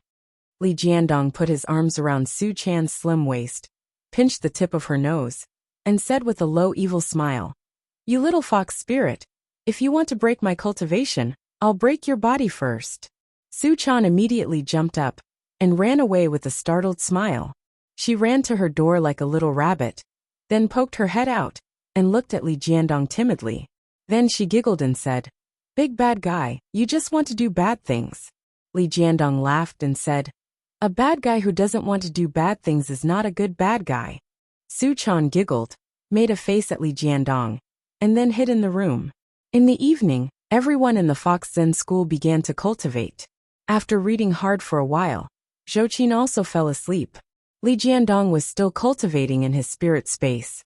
After an unknown period of time, he suddenly heard a faint voice calling his name slowly and softly. Li Jiandong's heart skipped a beat. Soon, his young spirit came out of his body, and he came to the roof outside the room. He saw that Zi Yuan had also come out of her body. She was dressed in white and was looking at him. Although there was a smile on her face, there was a very complicated look in her eyes. Li Jiandong smiled and said, "Are you calling me?" Zi Yuan nodded slightly. Yes. Li Jiandong felt strange in his heart. If you have something to do, you can come to me directly. Why did you call me by using your yang spirit?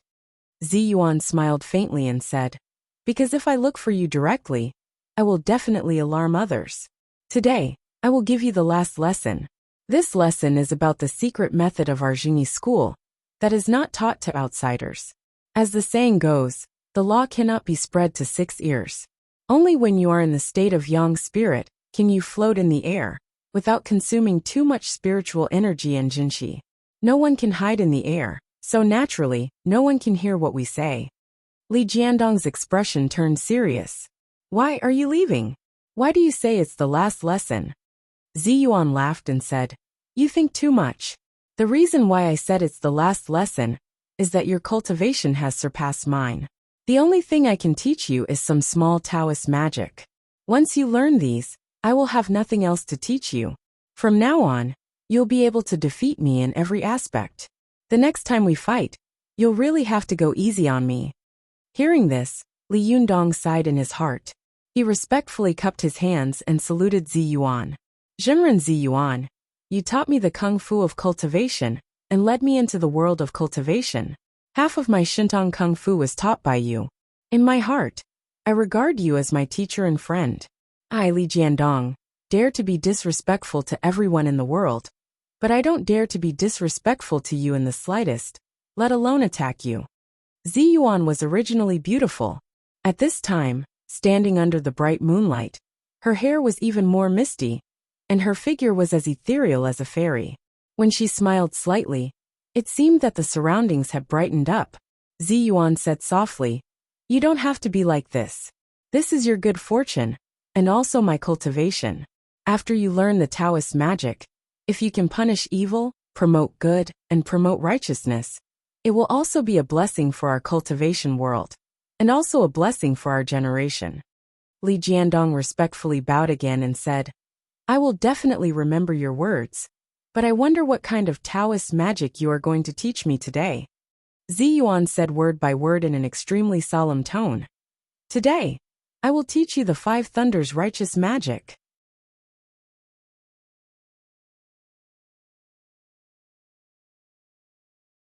Chapter 363. Go to watch net.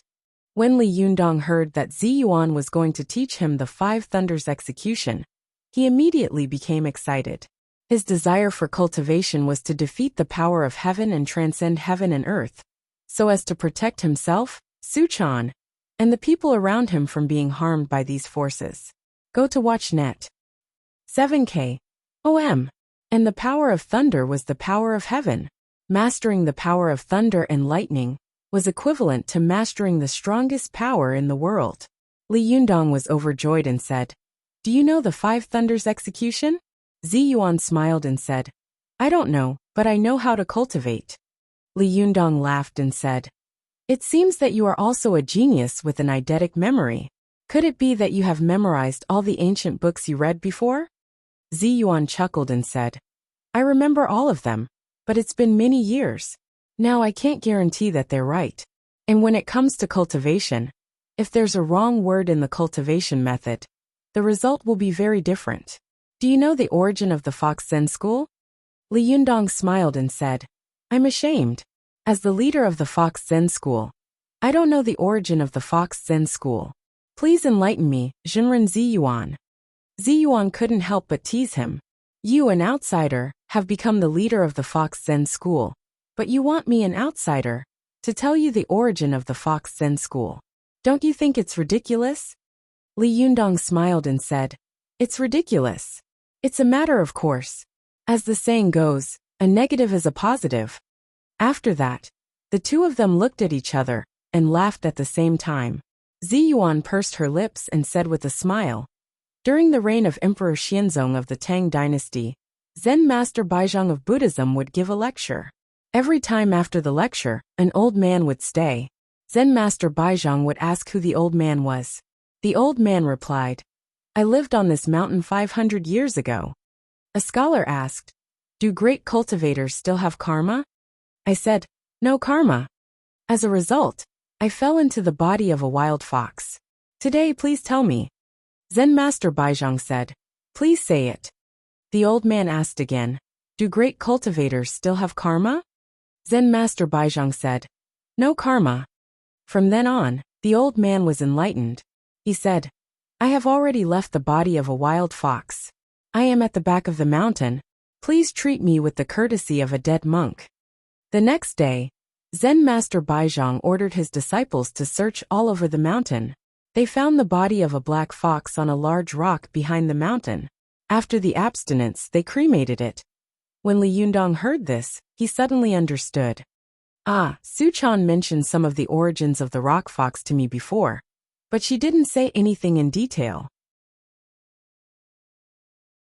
When she was in the hospital, she also said something about not falling into karma and not being ignorant of karma. At that time, I thought she was particularly touched, but it turned out that there was a story behind it. Ziyuan nodded and said, "Yes, there is only one word difference between not falling karma and not concealing karma. But the truth is completely opposite. No karma meant that everyone could do whatever they wanted without fear of the karma of heaven and earth. This was because they believed that they could escape the cycle of karma and reincarnation with their own strength. But not being ignorant of karma is the opposite. It says that no matter how powerful a cultivator is, it is impossible to escape karma. Even Bodhisattva must be in awe of this. The former is a fallacious theory. So the rock fox was punished from a monk to a wild fox for 500 years. The latter is the truth of the world. Once he had an epiphany, he immediately became an immortal from a wild fox. From this, it can be seen how huge the difference of one word is. Li Yundong clapped his hands and sighed. "You're right. However, I didn't know until today that the rock fox used to be a monk. No wonder his fan of 7 treasures is engraved with the runes of the Vajra Sutra. This powerful magical weapon is full of the majestic and brilliant Buddhist Vajra power." Ziyuan said, "That's right." After the rock fox got rid of himself, he sighed with emotion about the 500 years he had spent in the devil's barrier. He didn't want the cultivators in the world who had fallen into the devil's barrier like him to continue to be trapped. So he created the Fox Zen School. At first, he accepted disciples from all over the world, not just the fox spirits. But gradually, the fox spirits gained absolute control of the Fox Zen School, especially in the hands of the 4th-generation sect master, the mystical silver fox. The Fox Zen School has completely become a sect of fox spirits, and the Fox Zen School has since become synonymous with fox spirits. Li Yundong said, "I understand what you're saying, but what does it have to do with learning the 5 Thunders righteous method?" Ziyuan smiled and said, "What I want to say is that the art of cultivation must be practiced according to the classics. Don't easily believe the words of others. Otherwise, once you are framed, you will fall into the devil's barrier and can't get rid of it for hundreds of years." Li Yundong laughed and said, "I believe you won't harm me. Why worry so much?" Ziyuan shook her head and said, "You believe me, but I don't believe myself. If I say one wrong word, you will be doomed eternally. Today, I will only teach you the basic skills of the 5 Thunders righteous method. Tomorrow, you will go back to the Lingong sect with me. I will go to the Sutras Pavilion of Master. I remember that he once collected a unique skill of the Shunshao sect, the 5 Thunders Jade Book. You can read it and study it in depth." Li Yundong asked curiously, "Hasn't the Lingong sect been sealed? How can we go back?" Ziyuan smiled slightly. She looked up at the vast sky and said, "God doesn't allow us to cultivate, but aren't we still going against the will of heaven? They can seal the Lingong sect, but they can't seal our legs." Li Yundong laughed and said, "Well said. Tomorrow, we will go to the Lingong sect at night. However, tonight, please tell me how to cultivate the 5 Thunders righteous method first." Ziyuan taught Li Yundong the 5 Thunders cultivation method late at night. She patiently explained the theory and cultivation methods to Li Yundong. It was not until the sky was a little bright that the two of them left. They made an appointment to go to the Lingong sect in Mount Longhu the next night. In the morning, Zhou Qin and Wan Hongling still came to ask Li Yundong to go to class. Although these 2 girls were proud and conceited, their temperaments were somewhat similar, and they got along very well, so they soon became good friends. When Li Yundong saw the two of them, he quickly waved his hand and shook his head, saying, No, I won't go. You can ask for a leave of absence for me. If it doesn't work, you can arrange for a temporary suspension or suspension of school. I can't go to school anymore. Don't you think it's not enough trouble? Zhou Qin looked disappointed. She was a little unwilling and asked again, Then what are you going to do if you don't go to school? Li Yundong smiled and said, Of course I'm going to take a look at the shop. I don't feel at ease if I don't go there for a day. Zhou Qin thought for a moment and said, Then I'll go with you. I can also help by the way. Wan Hongling stamped her feet and said angrily, Zhou Qin, you are so disloyal. You promised to go to class with me, but now you go back on your word and stand me up. Zhou Qin smiled and said, Of course I'm going with master. Hongling, I'm sorry. I'll treat you to dinner another day. Wan Hongling was so angry that she tilted her head and said, Humph, I don't care. As she said this, she angrily said to Li Yundong, I won't ask for a leave of absence for you. If you want to ask for a leave, you can find someone to ask for it yourself. After that, she turned around and left, her ponytail swaying behind her head in a very unique way. Li Yundong looked at her leaving figure and laughed. This guy really has a fiery temper. She'll explode at the slightest provocation. As he said this, he looked up at Zhou Qin and said, It's good if you come with me today. We can discuss the renovation. By the way, if you have anything you don't understand about cultivation on the way, you can also ask me. I'll also help you answer them. I've been too busy recently, and have neglected and alienated you. Please don't take it to heart. When Zhou Qin heard this, she felt warm in her heart. She smiled slightly, and her smile was as sweet as honey. She whispered, As long as I'm by your side, even if you don't talk to me all the time and ignore me all the time, I don't care. When Li Yundong saw her smile, which was like 100 flowers blooming at the same time, his heart suddenly thumped. He quickly withdrew his gaze, and didn't dare to answer her again. Li Yundong coughed dryly, and changed the topic. Then let's go out now. By the way, call Ziyuan. Seeing that Li Yundong didn't reply to her, Zhou Qin's eyes flickered, and she didn't force him. She responded softly, but just as she was about to turn around and leave, she asked again, By the way, do you want to call Su-chan? Li Yundong was about to speak, but suddenly he felt the sound of footsteps approaching gently. His heart skipped a beat, and a smile appeared on the corner of his mouth. He deliberately said loudly, No, this girl only knows how to cause me trouble. If I call her, maybe she will cause me some trouble again. As soon as he finished speaking, he saw Su-chan jump out of the door with her hands on her hips. She said unhappily, Well, as soon as I came, I heard you talking bad about me behind my back. You're so annoying. How did I cause you any trouble? You obviously despise me.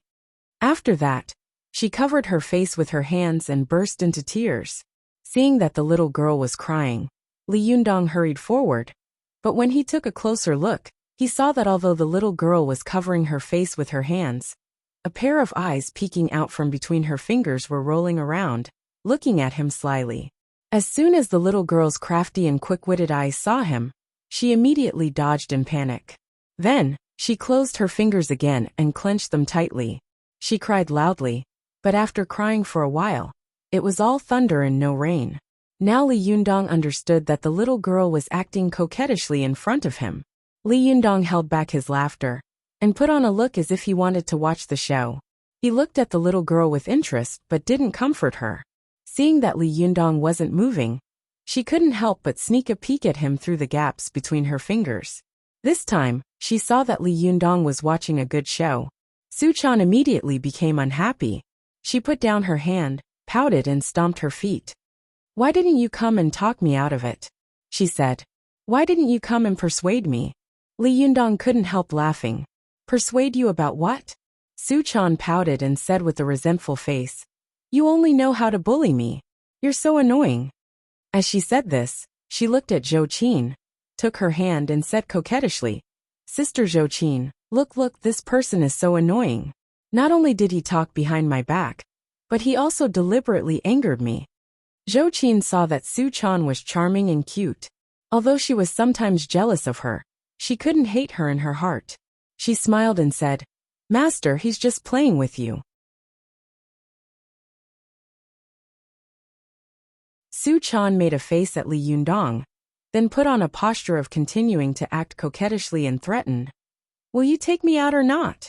Seeing her posture, Li Yundong had no choice but to raise his hands high and say with a smile, "How dare I not? Come on, Empress Dowager.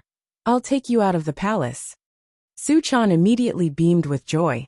She ran over to Li Yundong, put on a show, and then said in a drawling voice, "Let's go." Li Yundong quickly got into the mood. With a wretched and humble look, he carefully held Su Chan's white wrist, and then led her out of the room. Because Li Yundong lived on the second floor, the little foxes downstairs had long heard the noise of them making. As soon as they went out, Li Yundong found that the little foxes were craning their heads downstairs and staring at him. Li Yundong suddenly sucked in a breath of cold air. He thought to himself, "Oh my God, with so many pairs of eyes looking at me, it's okay if I don't have a strong husband, but I still need the prestige of the leader. If these little foxes also make trouble, how can I live?" Li Yundong immediately had an idea. He nodded and bowed to Su Chan, who was beside him, and said, "Empress Dowager, please close your eyes. I'll take you to a good place." Su Chan didn't doubt him. She closed her eyes and said with a smile, "Little Li, where are you taking me?" When Li Yundong heard this, he was immediately amused. He thought to himself, "Oh little girl, you're really taking advantage of me." Li Yundong tried hard to hold back his laughter and said, "Empress Dowager, don't worry. I'll take you out of the palace now." As he said this, he turned around and took Su Chan into the bathroom. Then, he quickly turned around and ran out, locking the door behind him. Only then did Su Chan come to her senses. She opened her eyes, rushed to the door, and said in surprise, "Why did you lock me in?" Li Yundong laughed and said, "Aren't you going to go to the palace? I'm taking you to the palace, aren't I?" Only then did Su Chan realize that she had been tricked by Li Yundong. She stamped her feet and shouted, "You're so annoying. I'm not going to the palace. I'm going out of the palace." At this time, the little foxes downstairs were all laughing so hard that they looked like gourds covering their mouths. Li Yundong stood on the stairs and glared at them. "You're still laughing. Do you also want to go to the palace? Shall I send you all out later?" The little foxes quickly jumped up one by one and ran into their rooms while giggling. Li Yundong turned his head and looked at Zhou Qin. He saw that the girl, who was usually serious, was laughing so hard that she was bending over. He quickly winked at her and said, "Idiot, why are you still standing there? If you don't run now, when will you?"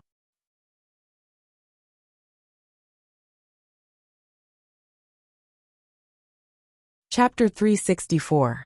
Go to Watch Network. Li Yundong ran out with Zhou Qin and happened to meet Zi Yuan coming out from the opposite door. Li Yundong was amused and said with a smile, "Oh, what a coincidence.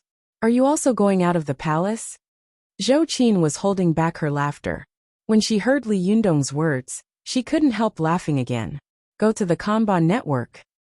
Li Yundong turned his head and glared at Zhou Qin, pretending to be angry. "Be serious. We are about to leave the palace." Zhou Qin pursed her lips and said with a smile, "Which palace are you going out of? Is it the gong or the gong?" Li Yundong couldn't help laughing. "Whichever you want." As soon as they stopped at the door, the girl called for someone to open the door and ran out. She jumped on Li Yundong's back like a gust of wind, hugging him like an octopus, scratching and biting. "You're so annoying. How dare you play with me?" Li Yundong turned his head and laughed at Su Chan. "Oh, are you done with the gong?" Su Chan made a face at Li Yundong and said, "You're so annoying. You stink." The three of them laughed and played. Zi Yuan looked at them in confusion and asked in confusion, "You, what are you doing? What do you mean by going out of the palace? Who's going out of the palace?" Su Chan and Zhou Qin pointed at Li Yundong at the same time. He wants to go out." Li Yundong quickly waved his hand and said with a smile, No, I won't go out. If I want to go out, everyone will go out together." Zhou Qin and Su Chan spat at the same time and scolded with a smile, "It stinks." Li Yundong laughed and waved his hand. F***ck. I'm going out of the palace with 3 great beauties today. Su-chan bit Li Yundong's ear and giggled. Who wants to go with you? You're so shameless. Zhou-chin also covered her mouth and laughed. If you want to go out, you can go by yourself. I don't go out with men. At this time, Ziyuan understood a little. She looked at Li Yundong helplessly, shook her head and sighed. Alas, you're already the leader of a sect. Why do you like to play so much? You're like a child. Li Yundong didn't get angry. Instead, he smiled cheekily and said to Ziyuan, Your Majesty, I'm going out of the palace with the 2 concubines. Would you like to come with us? Seeing his shameless appearance, Ziyuan couldn't help laughing. I'm going to the store. Where are you going? Li Yundong was overjoyed and said with a smile, We are also going to the store. I was about to call you. Let's go together. The 3 of them chatted and laughed as they left. In the room, Chao Yi, Zhuang Yiting, and Lu Yueheng stood at the door and looked at their backs. Chao Yi put her palms together and said, Ever since Leader came to our Fox Zen school, our lives have been full of laughter. I really hope that this kind of life can continue forever. It would be a great blessing for our Fox Zen school. Lu Yueheng also nodded and sighed. Yes, hearing the laughter of the younger generation, I feel much better. If only Zhang Sunhong was still here. Zhuang Yiting was a little silent. She silently watched Li Yundong and the others leave and said, Let's go. We also have to speed up our cultivation. Li Yundong, Su-chan, Ziyuan, and Zhou-chin came to the pedestrian street and went straight to the shop.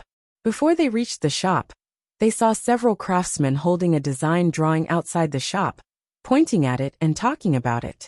Li Yundong asked curiously, Who are these people? Zhou-chin smiled and said, Oh, they should be the decoration workers I contacted. Li Yundong was even more surprised. You contacted the decoration workers? Could they be holding a design drawing in their hands? Zhou-chin smiled and said, Of course. Li Yundong was surprised and delighted. What kind of decoration company is so powerful that they actually made the design drawing in a day or 2?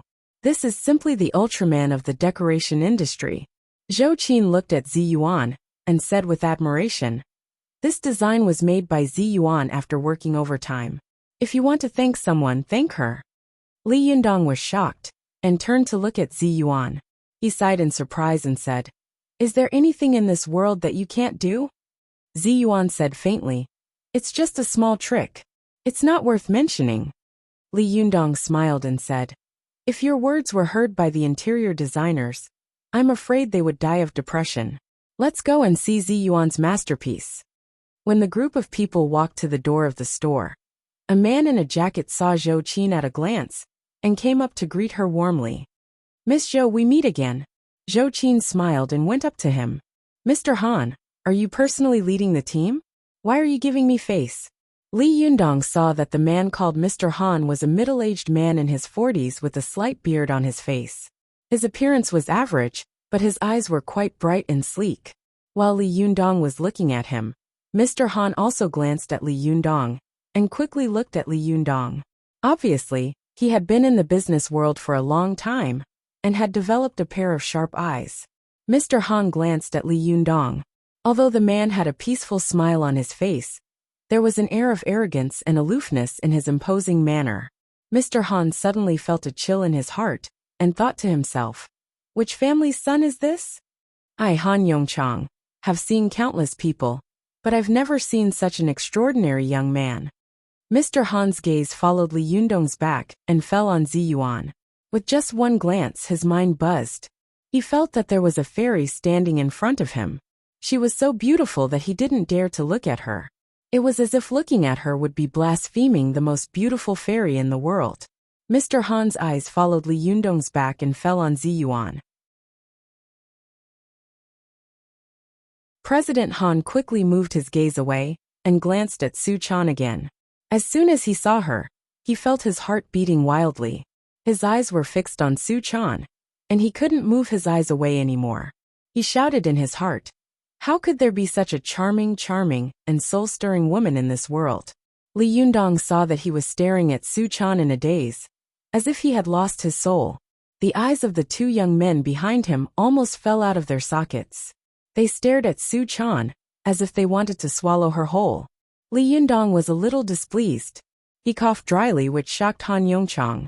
He came back to his senses and smiled awkwardly at Zhou Qin and Li Yundong. The first thing he said was an authentic Beijing accent. "Hey everyone, I'm sorry. I lost my composure. Han Yongchang took the initiative to shake hands with Li Yundong. "I haven't asked for your name yet." Li Yundong smiled and reached out to shake hands with him. "My name is Li Yundong." Han Yongchang's face showed a thunderous expression. He was surprised and said, "Ah, nice to meet you." But in his heart he thought, "Li Yundong? I've never heard of this name. I've never heard of a family with the surname Li in Tianan City. What's so great about that? Could it be that he's from another province?" Li Yundong's name could be said to be famous in the cultivation world. But in the secular world, it was an ordinary name.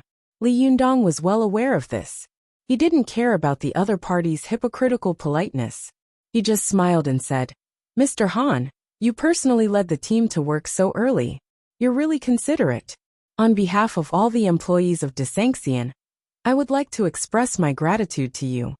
When Han Yongchang heard this, he asked curiously, "Desanxian, is Child Li going to open a restaurant?" Li Yundong laughed and said, "No, it's the Xian of Immortals." Han Yongchang was sure that Li Yundong was a spoiled brat with a great background. He made up his mind to curry favor with him, so he joked, "Desanxian? What a good name. Look at the three stunning beauties around Child Li. Aren't they the three fairies who descended to the earth?" When Li Yundong heard this, he was suddenly happy. He looked at Su Chan, Zi Yuan, and Zhou Qin and saw that the three of them had different beauties, but they were all stunning beauties. It was a coincidence that the name Desanxian was used on the three of them. Li Yundong nodded and said with a smile, "Yes, I didn't expect that there would be such a saying about Desanxian. Interesting, very interesting." When Su Chan heard someone praise her as beautiful as a fairy, she was so happy that she beamed with joy. She held Li Yundong's arm and raised her head to act coquettishly at him. Zi Yuan smiled faintly and didn't comment. Zhou Qin smiled slightly but thought to herself, "Zi Yuan is a real fairy." Although Su Chan is a demon, with Li Yundong's help, she can also become an immortal in the future. But what about me? When can I cultivate to the real immortal realm? Li Yundong saw a hint of sadness in the corner of Zhou Qin's eyes, which quickly disappeared. He saw it in his eyes and remembered it in his heart, but he didn't say anything. Han Yongchang wanted to flatter Li Yundong, so he smiled at Zhou Qin and said, "Miss Zhou, this design of yours was designed by Child Li, right? This design is of a very high standard. I've been in the decoration business for more than 10 years. And I've also been in the capital for several years. I've never seen such a simple and elegant design." Zhou Qin came to her senses and said with a smile, "You guessed wrong." Li Yundong also laughed and said, "Mr. Han, you're flattering me wrong. This design was not made by me. It was made by Zi Yuan." As he spoke, he pulled Zi Yuan to his side. Zi Yuan nodded slightly at Han Yongchang and didn't say anything. Han Yongchang's flattery had failed, but he was not embarrassed. He quickly reacted and said, "Oh, it turned out to be made by Miss Zi Yuan. This design is really wonderful. It's amazing. If you were to design, I'm afraid we would all be starving." His flattery made Li Yundong and the others laugh, and Zi Yuan also smiled slightly. Li Yundong said with a smile, "Don't be in a hurry to flatter us. Let's talk about the price first. No matter how much you flatter us, I won't pay you more. I'm a real poor man." Han Yongchang said with a smile on his face, "Child Li, all of the beauties around you are rare in the world. It's a blessing for an ordinary man to find one of them. But you have 3 of them by your side. What's even rarer is that no matter which one of them is, they are all masters with unique skills. They are not comparable to those vases. If you say that you are a poor man, then I won't do it. Aren't you scolding me in a roundabout way?" Li Yundong asked curiously, "How did I scold you?" Han Yongchang said with a smile, "Think about it. If it were an ordinary person, would any of the fairies around you be able to follow him? What would they want from him? Could it be that they want a wife and children, a warm Kong, and a daily necessities? Even if they get the design, they won't be able to keep it. Only someone as extraordinary as you can protect these 3 fairies and the shop of the Desanxian. In my opinion, just by looking at the 3 people around you, I can see that you are either rich or noble. You must be a great person. As he said this, he rolled up his sleeves and gave a thumbs up. Li Yundong laughed and said, "Your flattery makes me feel a little smug. Be careful not to flatter me too much. If I fall to my death, you won't get any money." There were many hidden meanings in Li Yundong's words. One of them was that he had acquiesced to the decoration cooperation with Han Yongchang. Han Yongchang was delighted and said, "That's impossible. With your physiognomy, not only will you live to 100 years old, but you will also have a brilliant career. In ancient times, you must be a talented general and minister. In modern times, you must be a business magnate." Li Yundong said with a smile, "Come on, don't flatter me. I still say the same thing. I'm actually a poor man. I really don't have much money. Anyway, I'll give you a price. If you think you can do it, you can do it. If you can't, I won't force you. It's useless for you to praise me. I can't make money. If I were really rich, would I be able to run such a small shop?" Han Yongchang also laughed and said sincerely, "Childly, since you said something reliable, I'll also say something reliable. I can see that you, Childly, have an extraordinary temperament. You must not be an ordinary person. Although you are trapped here at the moment, you will definitely spread your wings and soar in the future. As the saying goes, don't bully a poor young man. I, Han Yongchang, am not a person who is greedy for money. Today I'll say it here. No matter how much you pay, I'll take this job." Li Yundong was overjoyed when he heard this. "Well, with your words, I'll make friends with you. However, don't skimp on the work." After that, he and Han Yongchang both laughed. Seeing that the 2 of them were talking happily, Zhou Qin smiled and said to Han Yongchang, "Mr. Han, let's talk inside. By the way, we can see how the design is going to work." Li Yundong smiled and said to Zhou Qin, "Take Zi Yuan and Mr. Han inside to have a look. I'll have a few words with Su Chan." Li Yundong waited for them to enter the shop. Then he gently stroked Su Chan's soft black hair and said with emotion, "Just now this man said, 'Don't bully a poor young man.' I suddenly remembered the days when the 2 of us were driven to the streets. Then I remembered that after I met you, I really didn't seem to let you live a really comfortable life. There were always all kinds of things that made you secretly worried. Sometimes, I would wonder what we would do if our shop didn't make any money. We will really have to beg for food. At that time, will I still be able to protect you, a fairy on earth?" Su Chan obediently held Li Yundong's arm and leaned against his side like a little bird. She looked at her lover in front of her with infatuation in her eyes and said softly, "Sir, I'm already very satisfied. I came through when I was at my poorest. In the future, it will definitely be better. And no matter how poor I am, as long as I don't die, I will eventually succeed. I believe that the man I like is a man of indomitable spirit. In the future, he will definitely be a great hero who can shake the world. How can this kind of daily necessities be difficult for him? Moreover, at that time, you will be so powerful. Will you still remember a little fox spirit like me?" Li Yundong sighed in his heart when he heard this. He suddenly remembered the conversation he had with Su Chan in the rental house, and couldn't help but say, "As long as you don't leave me, I won't abandon you. The heavens and the earth can testify to this." "Are you stupid? Why did you suddenly say that? It's weird." Although Su Chan's mouth was angry, her heart was filled with sweetness. The little girl stretched out her hand and clasped her fingers tightly with Li Yundong's, as if she would never let go in 3 lifetimes. The 2 of them snuggled up tightly, as if they were going to merge into one. They stood on the street and looked at each other. For a moment, they seemed to be in a daze. Just as they were looking at each other in infatuation, suddenly, an extremely harsh voice came in. "Oh, it's you guys? You guys haven't broken up yet?" When Li Yundong heard this, anger rose from the bottom of his heart. "Mother ***, who the hell dares to curse me and Su Chan?" he thought. He turned his head and saw a fat middle-aged woman standing not far away, sizing them up. Li Yundong was so angry that he laughed out loud when he saw the woman. This woman was none other than the landlady who had driven them out of their rental house and forced them to live on the streets. Well, the asterisk is almost here.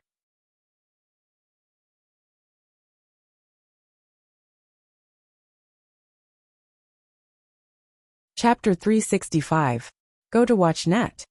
As soon as Li Yundong saw the landlady, he thought to himself, "It can't be such a coincidence, can it? I was just thinking about how you drove us out before. And now you're here? Are you that amazing?" Su-chan also widened her eyes. She pointed at the landlady and stammered, Aren't you that?"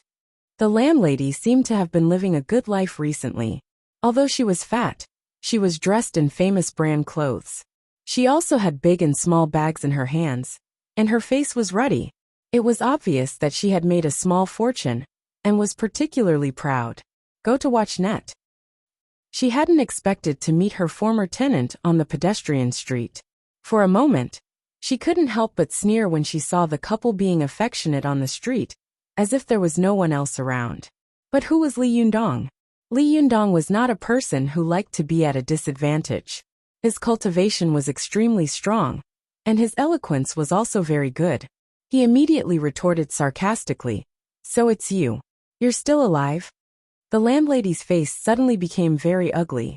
She had wanted to say something sarcastic to this annoying guy, and then leave. She hadn't expected that Li Yundong's tongue would be as sharp as a knife. He didn't give her any face at all, which put her in a difficult position. The landlady thought to herself, "Wow, how dare you quarrel with me? Since I drove you away last time, I have been very lucky. It can be seen that you are a jinx. Now you are so depressed, but you still dare to challenge me." The landlady sneered and said, "Of course I'm alive, and I'm living a good life." As she said this, she made a coquettish pose and showed off her famous brands. She pointed to her bag and said, "Do you know what brand it is? Louis Vuitton 1V. One bag costs tens of thousands. Do you dare to buy one for your own woman? You don't dare, do you?" "I dare. I dare to buy one for myself. Women should be more ruthless to themselves. As for you, by the way, didn't you say how great your man was? What about now? How is it?" Su-chan was disgusted by the landlady, who had driven them out of their comfort zone. She sneered and said, "Of course. You're so fat, so of course you have to be harder on yourself. You want to find a man who can buy you this bag. But can you find one?" Su-chan's words hit the landlady's soft spot. She was so angry that her face turned pale, and her lips trembled.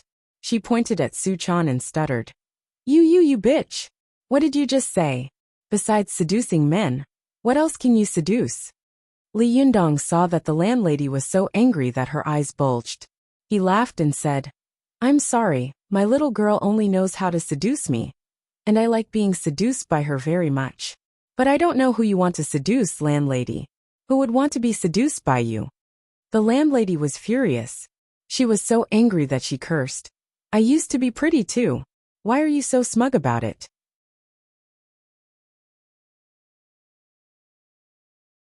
If you have the ability, you can still be as beautiful as you are now in 30 years. This sentence was exactly what Li Yundong and Su-chan were proud of. Ordinary people were afraid of aging, illness and death, but cultivators were not. The two of them looked at each other and smiled knowingly. Li Yundong suddenly felt that it was really embarrassing for two cultivators to quarrel with such a shrew in the street. He smiled at Su-chan and said, "Forget it. Let's ignore her and go in." Seeing that the two of them were about to leave, the landlady thought that she had won, so she said proudly, "Humph, you can still be proud for 2 more years while you're still young. Li Yundong, let me tell you, don't think that you're young and handsome now. It's useless for a man to rely on his face. When the time comes, you'll be penniless. I want to see if you can protect the woman around you." Li Yundong turned his face and glanced at her sideways. He sneered and didn't answer her. Su-chan turned around and said seriously, "The man I like must be a great hero. No matter what he does, he will do it to the best of his ability. He was poor before, but it doesn't mean that he will be poor in the future." As she said this, Su-chan pointed to the shop behind her. "This is the shop that my Yundong bought." Yundong said that in the future, We will open 2, 3, or even more than a dozen shops like this and open them all over the world. After Su Chan said this, the landlady burst into laughter. Her laughter was full of disdain. She pointed at Li Yundong and Su Chan and said, "Just you two? You're talking in your sleep in broad daylight and yawning like a toad. What a big tone. I'm dying of laughter. Do you think that doing business is so simple? How dare you say such big words with such a small shop?" Su Chan's face turned red from her sarcasm. She said angrily, "Why do you look down on me?" The landlady snorted and sneered. "No reason. I just don't like you. How dare you say such arrogant words at such a young age? Who do you think you are?" Su Chan was so angry that she was about to speak, but Li Yundong suddenly raised his hand and stopped her. Li Yundong smiled and said to the landlady, "Do you dare to make a bet with me?" The landlady squinted at Li Yundong. "What bet?" Li Yundong smiled slightly, pointed to the shop behind him, and said, "I will open this shop all over the country within 3 years, and then all over the world. Do you dare to make a bet with me?" Seeing that Li Yundong was calm and composed, the landlady was secretly shocked. For the first time, she couldn't help but start to seriously look at the boy in front of her. In her eyes, this boy could not be compared to before, whether in appearance or temperament. In the past, when she had driven him out, this boy had been full of immaturity and inexperience. But now, his whole body was covered with a strong aura, like a green pine standing proudly in the sky, vigorous and powerful. His words revealed a sense of calmness and confidence. This was a kind of temperament that had been cultivated through countless storms, and it was not something that could be imitated. The landlady looked at Li Yundong doubtfully, and then looked at the shop behind him. She couldn't help asking, "What kind of shop are you running?" Although she didn't like Li Yundong and Su Chan, she was not stupid. She deliberately asked Li Yundong, if he opened an international chain store, then she would fall into his trap if she made a bet with him. Li Yundong smiled and was about to speak, but Su Chan rushed to say loudly, "Listen carefully. Our Yundong runs a tea shop called Desanxian." Tea shop? The landlady's hanging heart suddenly returned to her stomach. She asked with a strange expression, "Is it a tea shop or a tea shop?" Li Yundong smiled and said, "A tea shop." The landlady laughed out loud. "A tea shop wants to open all over the world? I'm dying of laughter. How is that possible?" Li Yundong asked. "Foreigners can open coffee shops in China. Why can't Chinese people open tea shops all over the world? China's tea culture has a long history, and it has a tradition of thousands of years. Tea is not only a beverage, but also can cure diseases and make people live longer. It's because no one has done this that I dare to say that I will succeed." The landlady was not willing to believe Li Yundong's big words. She sneered and said, "Well, I'll make a bet with you. Tell me, how do you want to bet?" Li Yundong chuckled. He stretched out 2 fingers and said lightly, "If I lose, I'll stab my own eyes. If you lose, you'll crawl back and forth on this street like a dog." When the landlady heard this, her face suddenly changed. She had never seen such a vicious bet before. Li Yundong's tone made it sound as if he was going to stab someone else's eye instead of his own. She thought to herself, how dare this guy make such a bet? Is he bluffing? Yes, 3 years later. Who knows whether this guy will be dead or alive? Maybe he will run away at that time. He won't remember this bet. It's just that he wants to vent his anger now. Well, he must be bluffing. The landlady made up her mind and said with a sneer, "Well, who will be a witness?" As soon as she finished speaking, a voice immediately came from the side. "I'll be a witness." Li Yundong and Su Chan turned their heads and looked in the direction of the voice. They saw Zhou Ping and Wang Lingfei of the Jingyi school standing not far away and slowly walking over. Li Yundong frowned and thought to himself, why are these guys like ghosts? Why are they everywhere? Zhou Ping glanced at Li Yundong, then smiled at the landlady and said, "I'll be a notary for you." Li Yundong looked at the two of them and sneered. "Where's your fat shirty?" Zhou Ping's face changed. She said coldly, "You don't have to worry about him. He's fine." The landlady looked at the two uninvited guests in confusion, then at Li Yundong. She asked suspiciously, "Do you know each other?" Zhou Ping sneered and said, No, I just saw injustice on the road. Li Yundong retorted sarcastically. I think you're meddling in other people's business. The landlady hadn't expected that the matter between her and Li Yundong would change again. But she was happy to see Li Yundong suffer a setback. She clapped her hands and said, Since there's a witness, it's easy. Li Yundong, remember what you said. 3 years later, humph. I'll wait for you to stab your own eyes. As she spoke, she didn't want to get involved with these people, so she turned around and left. Su Chan was so angry that she shouted at her back. You must be the one crawling like a dog. My Yundong won't lose. Li Yundong smiled and touched the girl's head. Then he put on a serious face and said to Zhou Ping and Wang Lingfei, Do you have anything else to say? If there's nothing else, I won't keep you company. Surprisingly, Zhou Ping didn't make trouble. She smiled and said, Zhenrenli, please go ahead. Li Yundong snorted and walked into the shop with the girl. As soon as the two of them entered, Su Chan took Li Yundong's arm worriedly and said, Yundong, will our shop make money? Li Yundong hugged her dotingly and said with a confident smile, Don't worry, I have a way. Except for that time against your master. When have you ever seen me lose? Only then did Su Chan feel relieved.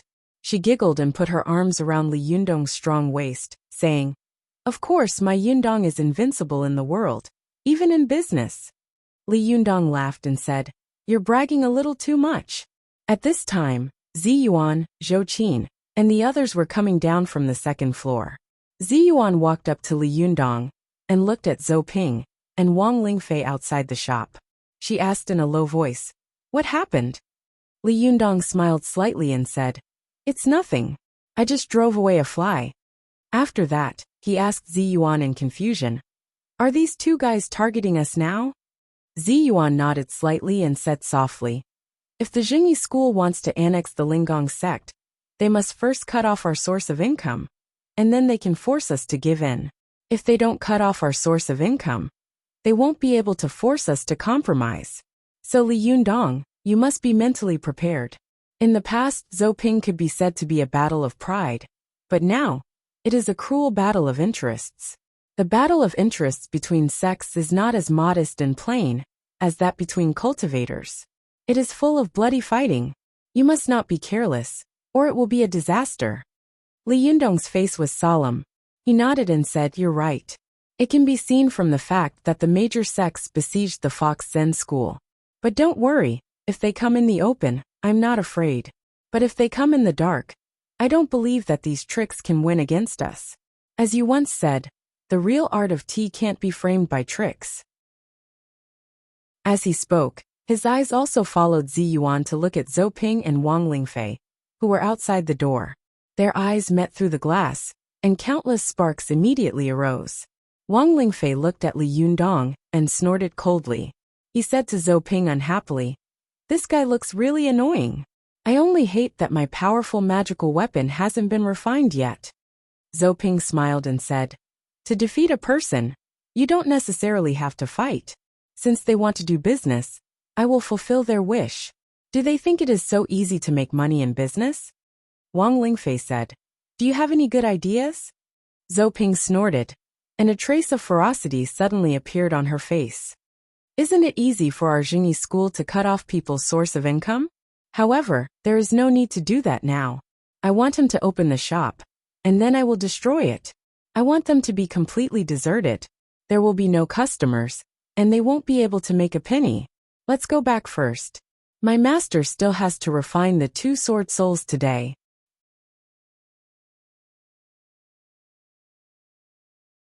Chapter 366. Go to Watch Network. By the time Li Yundong and the others returned home, it was already evening. After dinner, everyone returned to their respective rooms to cultivate. Li Yundong waited until late at night, then flew to the roof. Go to the watch net. See. When he arrived at the roof, he saw that Ziyuan was already waiting for him. Li Yundong smiled and said, You're so early. I came a little earlier. Ziyuan smiled slightly and said, Then should I be like Huang Shigong and ask you to go back first and come back another day? Li Yundong knew that Ziyuan was talking about an illusion.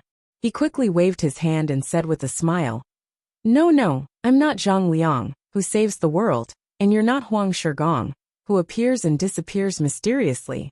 You don't have to do this. Zi Yuan smiled and said, let's go back to Mount Longhu. After that, her figure turned into a blue light and flew away like lightning. Li Yundong also flew behind her. The two of them flew extremely fast.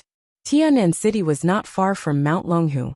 After about 2 hours, the two of them arrived at Mount Longhu. Li Yundong said to Zi Yuan in midair, this is the sphere of influence of the Jingyi school. Aren't you afraid of being discovered by them? Zi Yuan chuckled and said, Mount Longhu is very big. The sphere of influence of the Jingyi school has not expanded to the point where they would know if a person entered within 100 miles. Li Yundong laughed and said, then I overestimated them. However, Zi Yuan shook her head and said, no. This is mainly because the power of the Jingyi school has declined greatly since the Ming and Qing dynasties. In the middle of the Ming dynasty, when the Jingyi school was at its peak, the Shangqing Palace of Mount Longhu was not only full of magic circles, but there was also an earth-shattering Sanju formation in the Taoist master's mansion. Even if an immortal entered, his body and soul would be destroyed and turned into powder. At that time, everyone within 100 miles was a cultivator.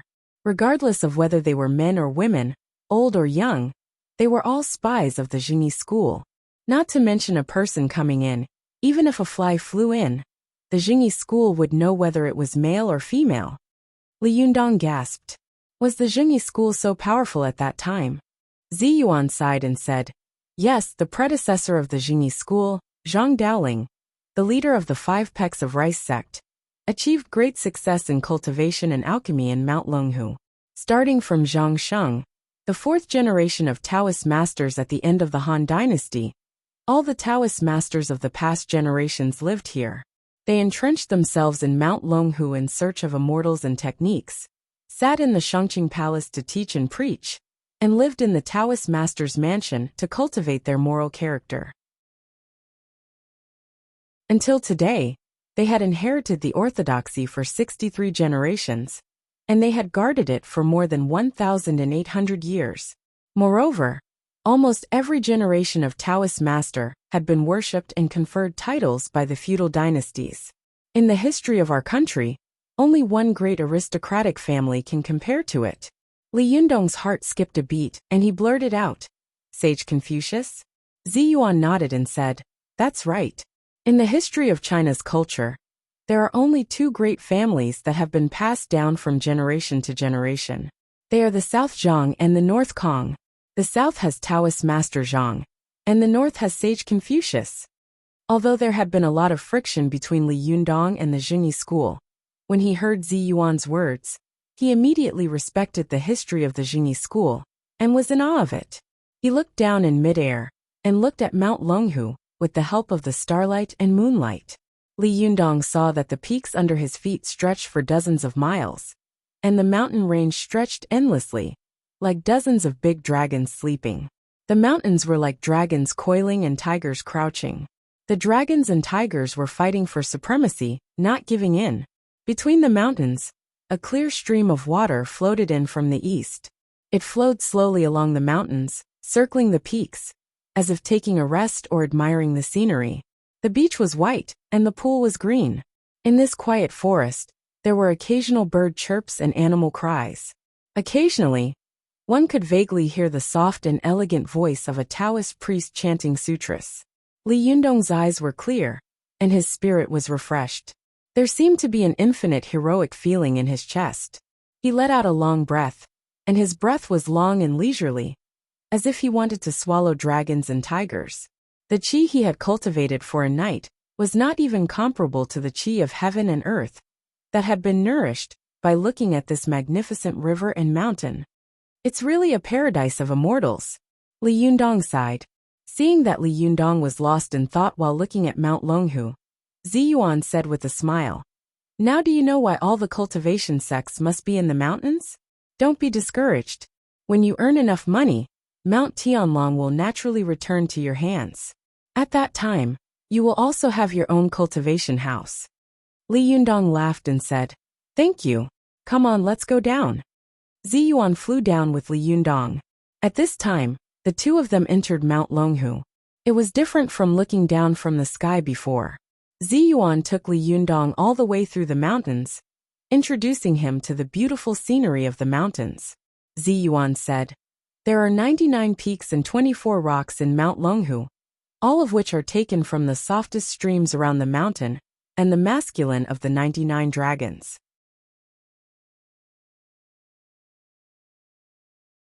The mountain elixir is green and full of spirituality. When the Taoist master of every generation descends to the world, dragons and tigers will appear, and the sky will be covered with clouds. Li Yundong laughed and said, "I just don't know why the Jingyi school has declined in such a treasured land."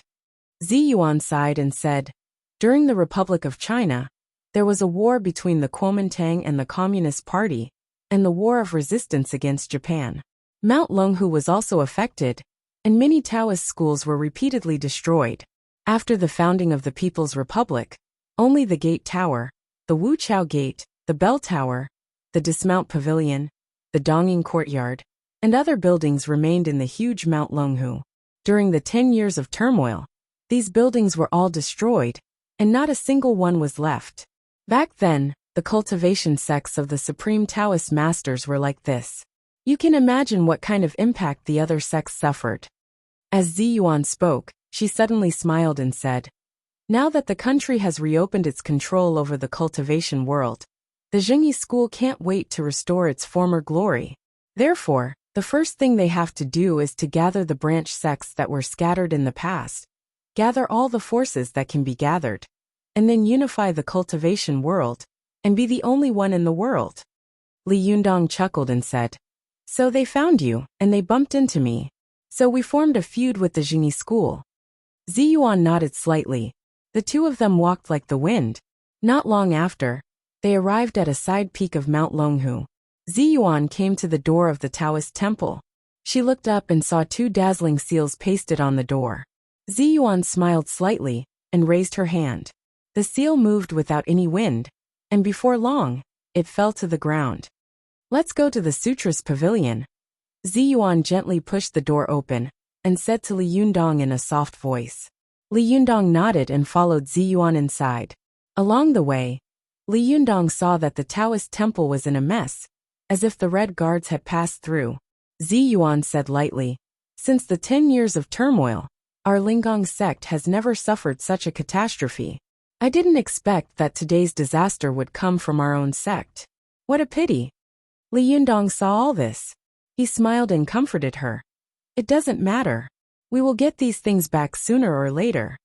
Ziyuan glanced at Li Yundong, smiled noncommittally, and continued to lead the way. Li Yundong followed Ziyuan through a cave residence and a lotus pond. Finally, they arrived in front of a stone cave. Ziyuan turned to Li Yundong and said, "Wait here for a while." Li Yundong nodded. He saw that Ziyuan was holding his sleeve with one hand, and the fingers of the other hand were flying on the smooth side of the wall, as if she was drawing some kind of talisman. After a while, a golden talisman appeared on the smooth side of the wall, and then it became brighter and brighter, and then disappeared. After a while, there was a cracking sound coming from inside the wall. Not long after, a groove frame protruded from the wall, and there was a jade plate on it. Ziyuan reached out and took the jade plate down. After a while, the groove frame automatically retracted, and there was no sign of any mechanism on the wall. Li Yundong asked curiously, "So magical?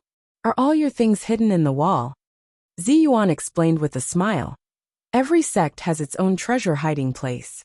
The treasure of our Linggong sect is hidden in the wall of the cave residence. There are invisible magic circles and talismans everywhere on the wall. If someone wants to force it open with external force, it will only cause all the collections inside to be destroyed. Only by knowing the correct way to open it can you take out what you want from it." Li Yundong smiled and said, "This is really magical." Ziyuan solemnly handed the jade plate in her hand to Li Yundong, but when he reached out to take it, she shrank it back again and said with a serious expression, "Li Yundong, before you learn the thunder method, you must first promise me that you will never use this kind of magic to do evil things." Otherwise, even if God doesn't punish you, I will. Li Yundong's face was full of solemnity. He said word by word, "Don't worry, I Li Yundong will not do those evil things. If I violate you, I will be struck by lightning." A smile appeared on Zi Yuan's face. She gently placed the jade plate in Li Yundong's hand and said, "I believe in your character. Otherwise, I wouldn't have taught you the Five Thunder Jade Book. I just taught you the Five Thunder Jade Book according to the rules." Li Yundong took the jade plate in his hand. At a glance, he saw that the jade plate was emerald green. In the middle of the plate, there was a paragraph of text engraved with golden text. The text was dark green, and the edge of the jade plate was vermilion, like a formation. Li Yundong asked curiously, "Isn't it the Five Thunder Jade Book? Why is it a jade plate?" Zi Yuan said with a smile, "Does it have to be made of paper to be called a book? This is a magical item passed down to me by my master. It is engraved with the Five Thunder Righteous method of the Shenshao sect. I haven't learned it myself. You can take a look at it yourself. With your cultivation, you will get twice the result with half the effort." Li Yundong nodded in agreement. He looked down at the jade plate and saw a few big words written on the first line. It was, "Thunder is the cardinal of heaven and earth. Thunder is the command of heaven, and it has the greatest power. Everything in the 3 realms and 9 earths is under the control of thunder." Even though these words were small, they revealed a strand of powerful, vast, and imposing aura that caused one's mind to be refreshed. Zi Yuan looked at Li Yundong deeply and said meaningfully, "Li Yundong, from ancient times to the present, any cultivator who can cultivate the Five Thunders method is a great cultivator who will leave his name in history. From now on, the magic you cultivate will be beyond the 5 elements and stand above all living beings. I'm going back to Shanghai this week. I'm really tired. I've been reading 3 times for 7 days in a row."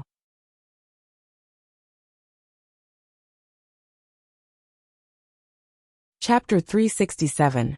Go to Watch Network. Hearing Zi Yuan's words, Li Yundong's heart stirred, but he suppressed his excitement and asked, "Your cultivation is about the same as mine.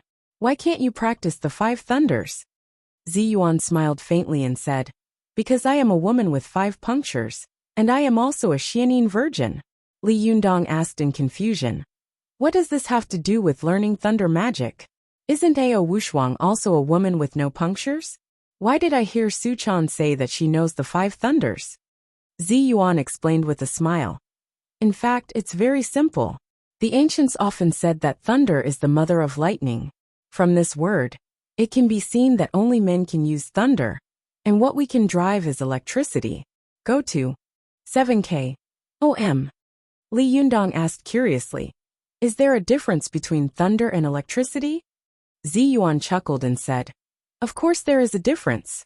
Electricity is a derivative of thunder, and thunder itself not only has the attribute of electricity, but also has an extremely strong destructive and explosive ability.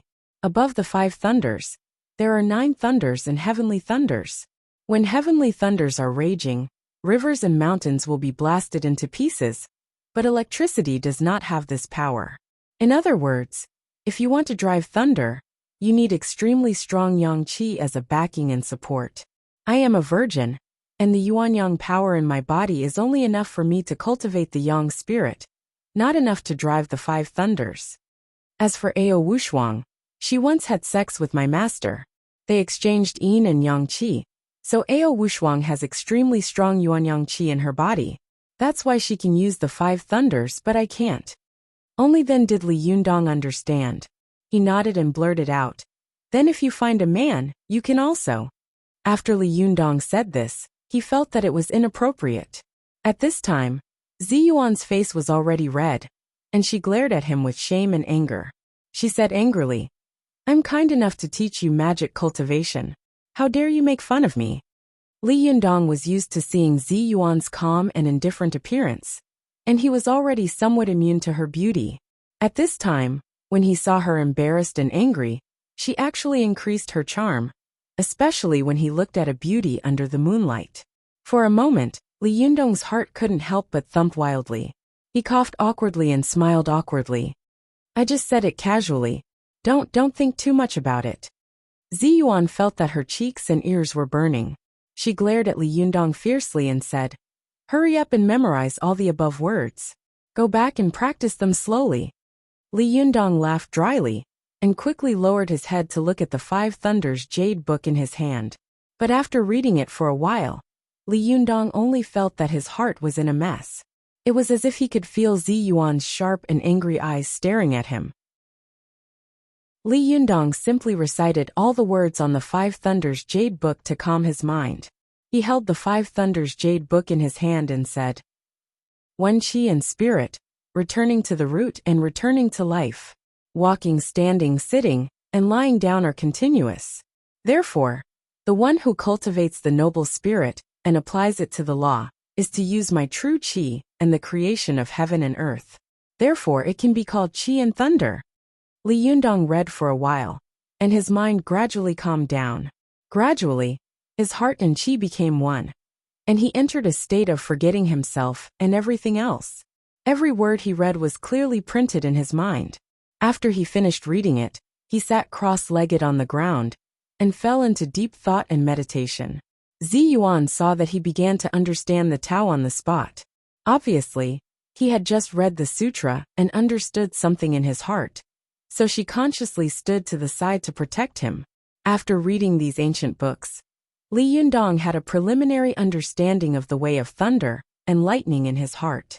Not only was there the original text in the Five Thunders jade book, but there were also very small annotations in the gaps. One of the annotations was particularly clear to Li Yundong. On it was written, "The cultivation of the thunder arts also paid special attention to the cultivation of the inner core, and advocated the Tao body dharma usage, which was to cultivate the inner core and the Tao as the foundation, and externally, to form all kinds of divine abilities and mysterious magical skills. Once the Niden is formed, the innate chi will be full. This innate chi is also known as the innate ancestral chi and the Hunyuan chi. Our Taoism says, one chi into three pure ones. This chi is the Hunyuan chi, and the Hunyuan chi is the Tao." Wang Shirchen praised to Ba Duanjin explained the thunder magic very clearly. With this chi, heaven and earth will change constantly. Man is the spirit of all things. With this chi, he can feel the heaven and earth, move ghosts and gods, breathe in wind, cloud, thunder and rain, and go everywhere. And under this small annotation, it was written, "If people can gather the chi of the five elements into the five thunders, then the thunder magic is the innate Tao, and the god of thunder is my god." From this, it could be seen that people could actually rely on the chi of the five elements to create their own thunder. There was no need to completely borrow the Hunyuan chi between heaven and earth.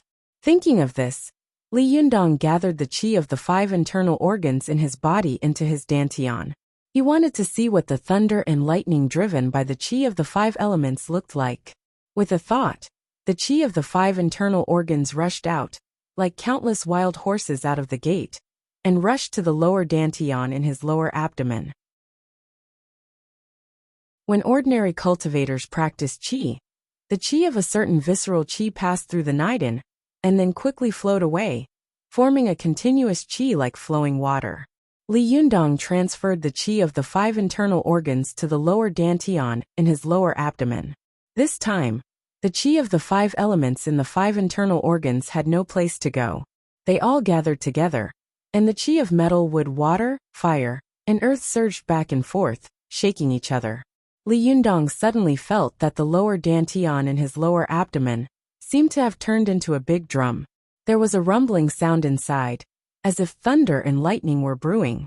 An extremely powerful force was surging in his lower abdomen, with no place to vent. Li Yundong only brewed it for a while before he felt that the force was getting stronger and stronger. Gradually he couldn't control it, and there was a faint pain in his lower abdomen. Li Yundong was secretly shocked. He knew that since he had reached the Zhuji phase, his body had been extremely strong, especially his internal organs, which were as hard as iron. If all the chi in his body gathered together and attacked a certain internal organ or weapon palace, it wouldn't cause such a painful feeling. However, it had only been a minute since he had started chi, and his lower dantian, could no longer withstand the qi. There were signs that it was about to explode. Li Yundong quickly controlled the qi to move it to the dantian above his head. At the same time, he opened the Baihui acupoint on the top of his head, and an extremely powerful force instantly gushed out from his Baihui acupoint. There was a loud bang, as if there was a thunderclap. At this time they were in the cave. The loud noise was really deafening. Even though Zi Yuan's cultivation was profound, she still felt a sharp pain in her eardrums. She couldn't help but frown. At this time, Li Yundong woke up from his meditation. He said with lingering fear, "It's so powerful. Just now, the lower dantian in my lower abdomen almost exploded."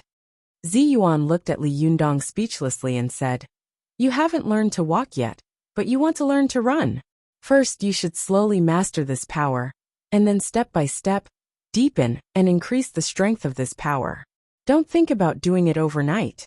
There will be problems. If there is a problem with practicing thunder magic, not to mention me, even the Jade Emperor can't save you." Li Yundong laughed and said, "It's okay. I just want to try the thunder magic driven by the qi of the 5 elements. Later, I'll try the thunder magic driven by the qi of mixed elements and see how it works." Before Zi Yuan could speak, Li Yundong had already entered meditation. After a while, his primordial spirit went out of his body and went straight into the air. Zi Yuan couldn't stop it. Zi Yuan sighed and thought to herself, Li Yundong, don't mess around. This is Mount Longhu. This is the most powerful place in the world. If you make any trouble, it will be difficult to clean up." While Li Yundong and Zi Yuan were practicing thunder magic on the side peak, in the Shangqing Palace on the main peak of Mount Longhu, the Lady of the Earthly Fire, Zhang Ling, was refining the soul of Deng Yu and Deng Jiao, who she had brought back. In this palace, there was a huge magic circle in front of Zhang Ling. The magic circle was surrounded by the 8 trigrams of heaven and earth, and in the middle was Yin Yang Tai Chi. 2 water platforms were placed on the 2 points of Yin and Yang. The water platforms were full of all kinds of black and white talismans and patterns. In the middle of the magic circle, 2 lotus buds of the same color and shape could be faintly seen. In the buds, 2 small people could be faintly seen emitting a faint fluorescent light. The 2 little people were curled up like babies, but they were only the size of a thumb. Through the pink lotus leaves, one could see that they had all 4 limbs, and even their toes could be clearly seen. The Lady of the Earthly Fire, Zhang Ling, stared at the field with a strong sense of love and joy in her eyes. Next to her stood her disciple Zhou Ping.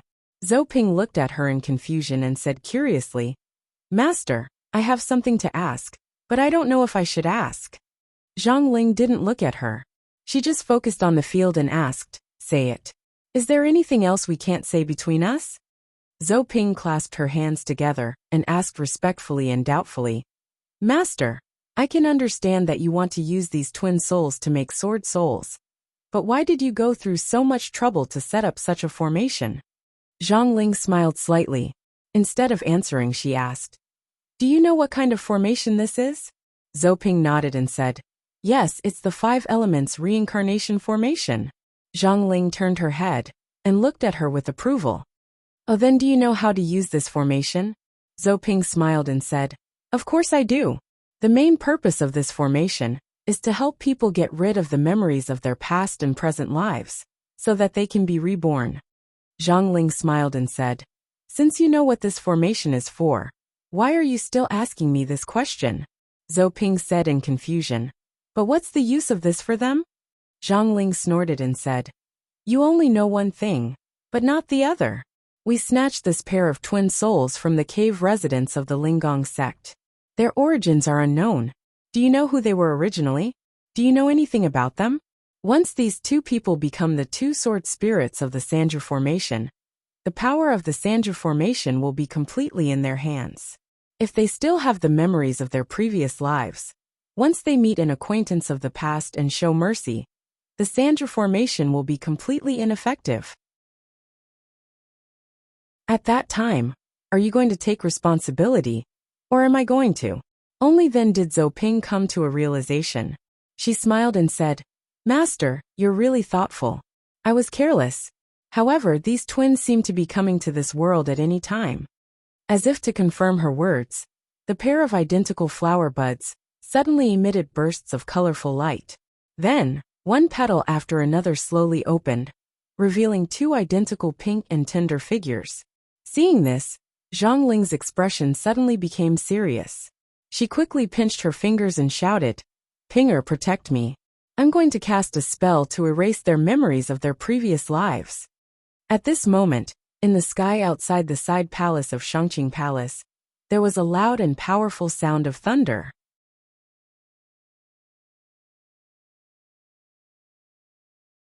Chapter 368. Go to the net. For just as Zhang Ling was about to erase Deng Yu and Deng Jiao's memories of their previous lives, Li Yundong's yang spirit was mobilizing the qi of heaven and earth in midair, and driving the thunder away. To watch the net.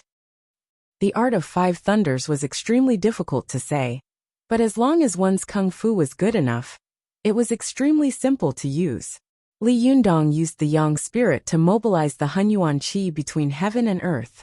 At first, he couldn't find out what the Hunyuan qi between heaven and earth was, but not long after, when he mobilized the purest Jinqi in his body, the wind and clouds began to surge between heaven and earth.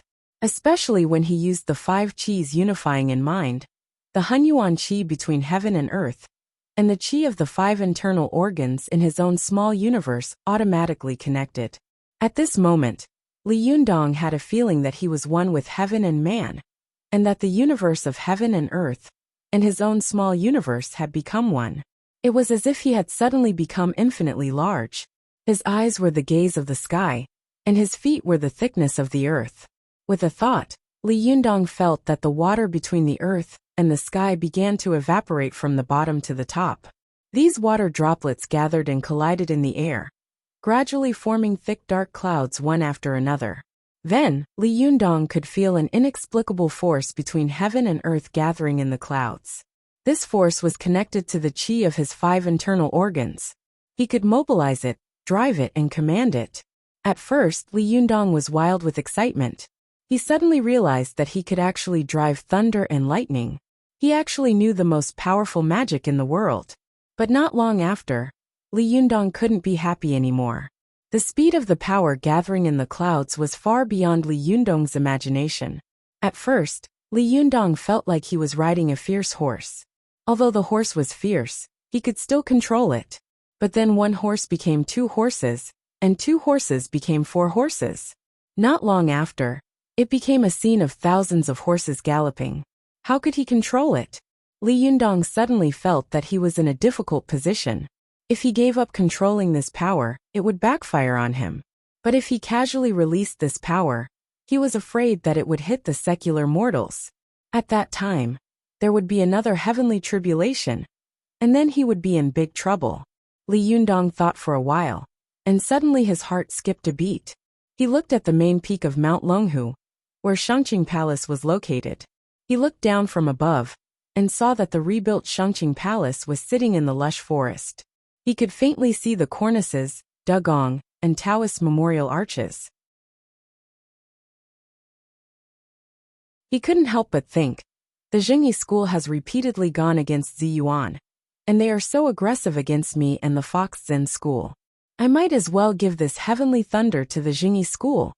As soon as this thought flashed through his mind, Li Yundong simply guided this power to the position of Shangqing Palace on Mount Longhu. He had originally wanted to hit the main hall of Shangqing Palace, but it was the first time he had used the thunder method, so it was inevitable that it would be a little impure. With a boom, the heavenly thunder hit a side palace of Shangqing Palace. Coincidentally, this side palace happened to be where Zhang Ling and Zhou Ping were. When the heavenly lightning struck down, it immediately broke the roof tiles of the side palace and fell heavily on the heads of the 2 people. Zhang Ling reacted very quickly.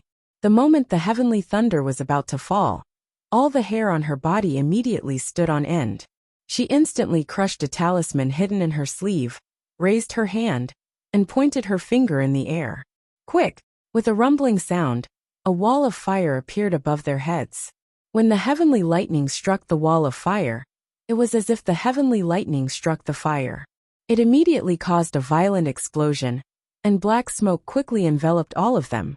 Not long after, the Lady of the Earthly Fire covered her nose with one hand and waved her sleeve with the other. A strong gust of wind was produced from the cuff of her sleeve, which quickly dispersed the thick black smoke in the hall. She fixed her eyes on Zhou Ping and saw that her beautiful and precious disciple had become a kitchen god. She had a black mouth and a black face. When she opened her mouth, even her teeth were black. The Lady of the Earthly Fire took a deep breath and said angrily, "Who dares to be presumptuous in Mount Longhu? Are you tired of living?" Her shout immediately spread far and wide, causing the mountains to tremble, and the echoes continued to echo. Zhou Ping didn't react at all. She couldn't understand why she had almost been hit by a heavenly thunder on the main peak of Mount Longhu. She was still in shock. Her eyes widened as she stammered, "Master, what's going on? Where did the heavenly thunder come from?" Just as the Lady of the Earthly Fire was about to speak, she glanced around and suddenly saw that in the array of the main hall, the souls of Deng Yu and Deng Jiao had still been born. They were quietly lying on the blooming lotus platform, sleeping peacefully. They were naked from head to toe, and their skin was as pink as jelly. It was as if they could be poked with a finger. The Lady of the Earthly Fire immediately stomped her feet and sighed. "It's too late. The two sword souls have already been born. It's too late to erase their memories of their previous lives. Alas, could this be the will of the heavens?" Zhou Ping also said angrily, "Damn it, I don't know who dared to strike Mount Longhu with lightning. It's like saying filial piety in front of Confucius and showing off in front of Guan Yu. He's overestimating himself. Does he think that our Mount Longhu is easy to bully?" After that, she suddenly rose into the air and looked for the person who had attracted the lightning in all directions. As soon as Zhou Ping rose into the air, she saw many people flying from the side palaces and halls around her. Most of them were wearing Taoist robes. As soon as they saw Zhou Ping, they asked loudly, "Little Shirji, what happened just now?" Zhou Ping opened her mouth and was about to say that a thief had attacked Mount Longhu. But Zhang Ling appeared beside her and held her down with one hand, not letting her speak. Zhang Ling replied loudly, "Nothing. Just now, my disciple had a problem with her thunder cultivation. Senior brothers and junior brothers, I've troubled you." These flying Taoists had all heard Zhang Ling's roar before, and their hearts were as clear as a mirror. They didn't expose her, but when they heard her words, some of them laughed and flew back to where they came from. Some of them, who usually didn't get along with Zhang Ling, said sarcastically, "Lady of the Earthly Fire, your disciple should have just played with your fire. Why did she play with thunder for no reason? Do you think that our Mount Longhu doesn't have enough Taoist temples that have been demolished?" The Lady of the Earthly Fire snorted coldly and didn't argue with them. She pulled Zhou Ping and flew back to the hall. Zhou Ping was shocked and whispered, "Master, why didn't you tell them the truth?" The Lady of the Earthly Fire sneered and said, "What should I say? Saying that our side hall was destroyed by an unknown person? Humph! If this matter spreads, we will become the laughingstock of the cultivation world the next day. Do you want to be laughed at?" Zhou Ping said anxiously, "Then are we just going to take this lying down? At the very least, we have to find out who did it." The Lady of the Earthly Fire sneered and said, "Humph! How dare he lead thunder to strike our Mount Longhu? This person is really the #1 madman since ancient times. He can't run away." After that, the Lady of the Earthly Fire sat down cross-legged on the ground and shouted to Zhou Ping, "Send the twin sword souls to the main hall. Since you can't erase their soul memories, then don't do so. This is the will of heaven, and it's not good to force it. Now, I'm going to use the heaven and earth soul-searching method to find the whereabouts of this madman. After you send the sword souls, come back and protect me. Don't let anyone take advantage of the situation later." Zhou Ping nodded in agreement. Her figure swept across the field like a swallow cutting through water. With a light turn of her wrist, her fingers picked up the souls of Deng Yu and Deng Jiao, and then she quickly took them to the main hall. On the other side of Mount Longhu, Li Yundong had just bent over with his young spirit when he saw a figure rushing in front of him and shouting in horror, "Are you crazy? How dare you strike Mount Longhu with lightning? Li Yundong took a closer look and saw that the person who was shouting like a madman was none other than Zi Yuan, who was usually as calm as a fairy. Li Yundong asked curiously, "What's so strange about that? They bully you so much every day, and you still think about them? Aren't you being too kind?" Zi Yuan looked like she was about to collapse. Her face was ashen as she said quickly, "You're really crazy. There are countless masters of thunder magic in the Jingyi school. How dare you play with thunder here? You're too arrogant. Let's go, hurry up and follow me." Li Yundong laughed and was about to speak when he suddenly heard an extremely angry voice roar from the main peak. "Who dares to be so presumptuous in Mount Longhu? Are you tired of living?" This roar shook Li Yundong so much that he almost jumped up from the ground. He even felt that the soles of his feet were numb from the shock. Li Yundong was shocked and couldn't help but ask, "Who is this? Zhang Tianshi, the sect leader of the Jingyi school? So powerful." Zi Yuan no longer cared about her usual calmness. She hurriedly grabbed Li Yundong's arm and pulled him out of the cave. Then she quickly said, "This is the Lady of the Earthly Fire, Zhang Ling. She is a great cultivator with extremely high cultivation, and is the elder sister of Zhang Tianshi of the Jingyi school. If she comes to catch us, you and I can barely resist her. But there are countless masters of cultivation in Mount Longhu. If any one of them comes, we won't be able to resist. Let's go, or we won't be able to get away." After that, she had already pulled Li Yundong out of the cave. As soon as the two of them rushed out of the cave, they looked up and saw that the sky was full of flying Taoists. They were as dense as the stars. Li Yundong would have been fine if he hadn't seen it. When he saw it, he immediately gasped. He only felt that he was sweating profusely, and his scalp was numb.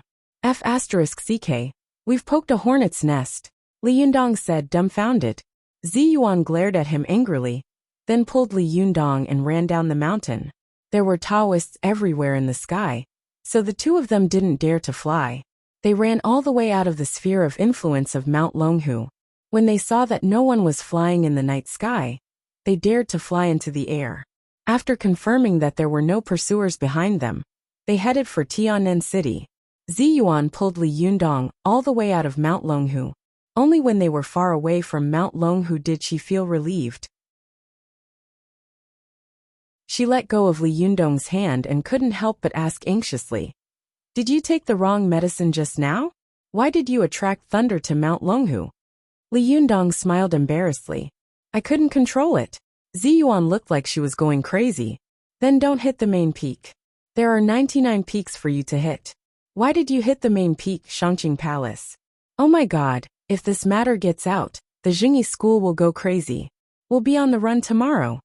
Li Yundong was shocked and said guiltily, "No way. They don't know, do they?"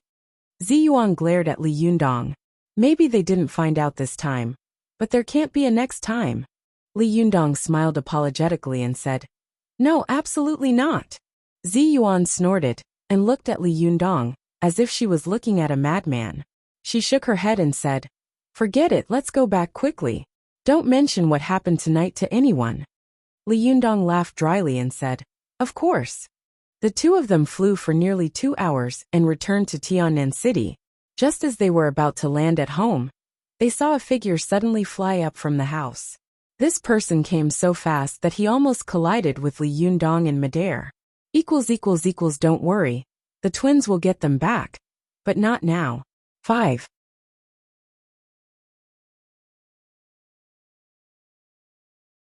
Chapter 369. Go to the internet. For Li Yundong held the person and took a closer look, only to see that it was Su Chan. Go to the internet. 7K. OM. Li Yundong asked curiously, "It's so late. What are you doing out here?" Su Chan was also surprised. She looked at Li Yundong, and then looked at Zi Yuan. She asked curiously, "Yundong, what are you and Sister Zi Yuan doing so late?" Li Yundong immediately coughed dryly and said, "I asked you first. You go first." Su Chan rolled her eyes and glanced at the two of them. Although she was a little puzzled, she didn't take it to heart. She said, "I seem to have seen a person flying out of the residence just now. I thought it was strange, so I came out to have a look. I didn't expect to see you." Li Yundong didn't take it to heart. He said, maybe it's a Sherbois or a little disciple of the Fox Zen school who went out to play? Ziyuan's heart skipped a beat when she heard this. She asked, Su-chan, did you see who this person was? Su-chan thought for a moment and said, it seems to be Sherbois Chao Yi or Sherbois Zhuang Yiting.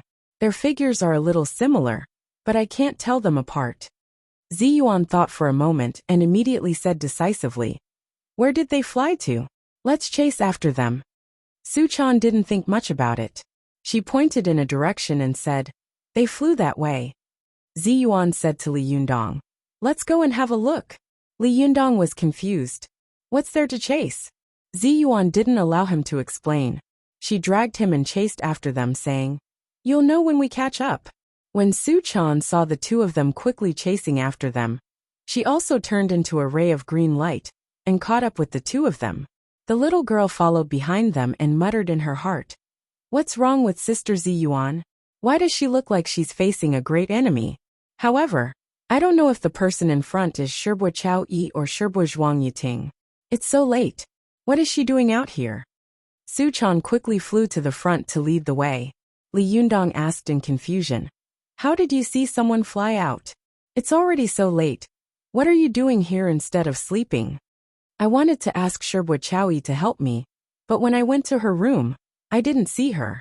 Just as I was about to leave, I saw a figure flying past the window. I was curious, so I chased after it. I didn't expect to meet you. Li Yundong's heart skipped a beat. He turned his head and looked at Ziyuan. He was deep in thought, but he didn't ask again. After chasing for a while, Su-chan suddenly pointed to the front and said, look there. Li Yunyang and Ziyuan looked into the distance at the same time and saw an extremely weak cyan light flash through the distant night sky. Ziyuan and Li Yunyang immediately perked up and said, chase. The three of them followed the target closely and kept a distance behind it. After flying for nearly 2 hours, Ziyuan suddenly said, no, why do I feel like we're back in Jiangxi again? Li Yundong asked curiously, Jiangxi? Could he have returned to Mount Longhu? At this time, Su-chan stretched her head over and asked curiously, again? Why do you say again? Yundong, when did you come to Mount Longhu in Jiangxi? Li Yundong laughed dryly and quickly changed the topic. Let's talk about this later. It's more important to keep an eye on them now. While the three of them were talking, they saw a flash of cyan light in the distance, and then it quickly fell. Ziyuan's voice tightened as she said, let's go down too. It's too easy to be a target in the air. The three of them quickly descended. As soon as they landed on the ground, Li Yunyang looked around in the moonlight and saw that they were surrounded by mountains. At the foot of the mountains were fields. At this time, the autumn rice had been harvested, and there were rice seedlings everywhere. Su-chan blinked and looked around. She asked curiously, where are we? Could it be Mount Longhu? She was a fox spirit, so she was naturally afraid of the places of Xianmen and Buddhism. When she thought that she was in Mount Longhu, she shuddered and felt uncomfortable. Ziyuan looked around and roughly looked at the surrounding mountains. She shook her head and said, it doesn't look like Mount Longhu. Li Yunyang laughed and said, I know where we are. Su-chan and Ziyuan both asked curiously, where are we? Li Yunyang smiled and said, Ziyuan, you're right. We're back in Jiangxi. We're in Mount Gazao. Su-chan took Li Yunyang's arm and asked, how do you know? Have you been here before? Li Yunyang pointed to a road sign on the side of the road about a dozen meters away and said, isn't it written on it? Only then did Su-chan and Ziyuan notice that there was a road sign in the distance. However, the night was dark. If it weren't for Li Yunyang's high cultivation and strong eyesight, he wouldn't have noticed it at all. The two of them took a closer look and saw a blue road sign with white characters. On it was written, Mount Gazao National Forest Park. There was still a distance below, 2 kilometers. Ziyuan and Su-chan suddenly laughed. Su-chan couldn't help but turn around and say angrily, I thought you recognized the scenery here and recognized it. I just wanted to worship you. I didn't expect you to recognize it by looking at the road sign. It's so boring. Ziyuan also smiled and said, I didn't expect that we would follow you to Mount Gazao. But why are the people of the Fox Zen school here? This is the holy land of Taoism. Li Yunyang smiled and gestured to the two of them, saying, "Let's go. We'll talk as we walk. Let's go to the Gazao sect first to see what's going on. Su Chan, your tracking skills are good. You lead the way." "Okay," Su Chan replied crisply. Although the little girl knew that this was the holy land of Taoism, and was a little afraid, when she thought of her lover beside her, she couldn't help but become bolder. Instead, she became a little excited. Li Yundong looked at Su Chan's glowing eyes and felt worried. He was afraid that she would cause a disaster like the one he had caused when he struck Mount Longhu. "Hey, don't cause trouble," he said hurriedly. Su Chan looked back at him with a smile and said, I won't. Li Yunyang turned around to greet Zi Yuan, only to see that she was looking at him strangely with a faint smile, as if to say, "As long as you don't cause trouble, everything will be fine." Li Yunyang quickly smiled apologetically and said, "Zhenren Zi Yuan? Sister Immortal? Please." Zi Yuan gave Li Yunyang a meaningful look, smiled, and followed Su Chan. In the end, she didn't say anything about Li Yunyang. Li Yunyang secretly wiped his cold sweat and thought to himself, Zi Yuan is getting more and more difficult to deal with. The three of them were very strong, and they quickly went up the mountain.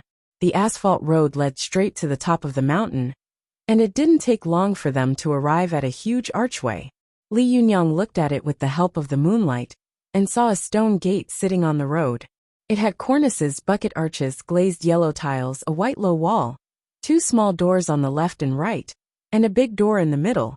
From right to left, the words Mount Gazao were written. On the stone pillars on the left and right of the door, there was a couplet written in traditional Chinese. On the right was famous Taoist mountain Bishang Qingjiang Zhong Xiui.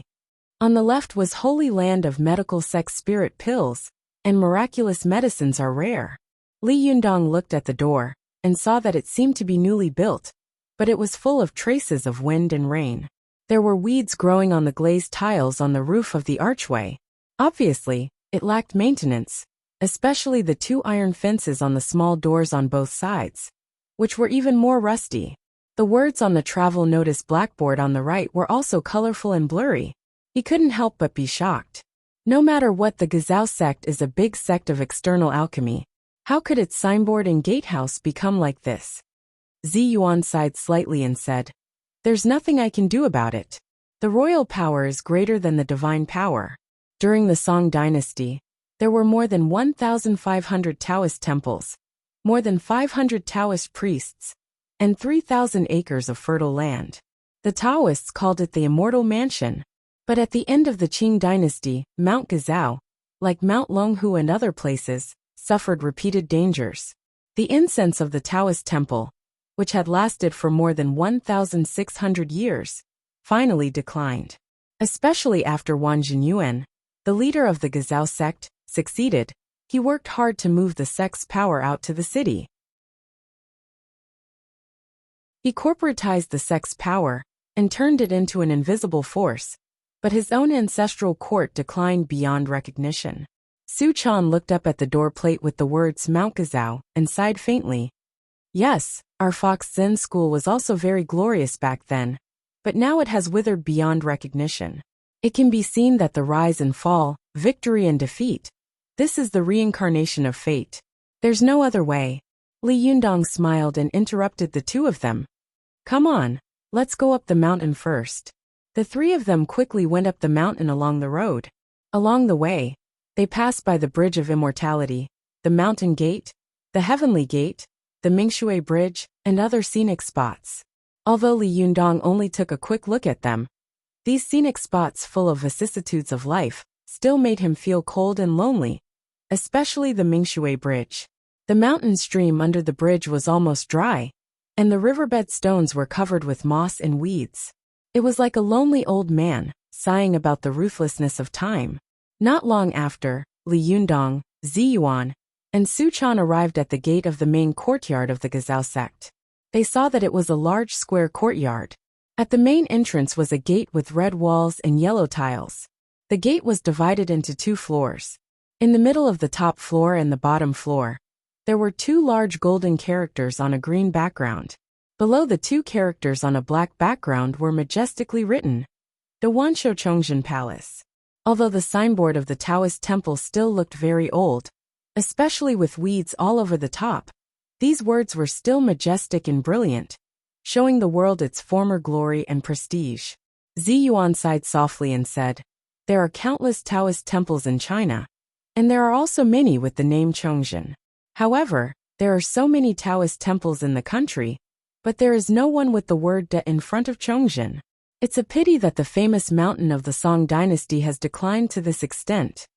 Li Yundong smiled and said, "Don't sigh. If you continue to sigh, be careful that your Linggong sect will become like them. Let's go in and see what's going on. If we waste too much time, we won't be able to find them later." As he said this, he was about to go in, but as soon as he was about to move, he was pulled back by Zi Yuan. Zi Yuan said with a solemn expression, "Don't be careless. Although the Gazao sect has declined, it is only the ancestral court that has declined. In fact, the power of the Gazao sect in the mortal world is still very great. This is the holy land of the Gazao sect. Even a rotten ship has 3 nails. Don't be careless. Besides, a while ago, all the major sects fought on Gazao Mountain. It is impossible for the Gazao sect not to be prepared. It is very likely that there are magic circles inside. Let me cast a spell and find out what's going on first."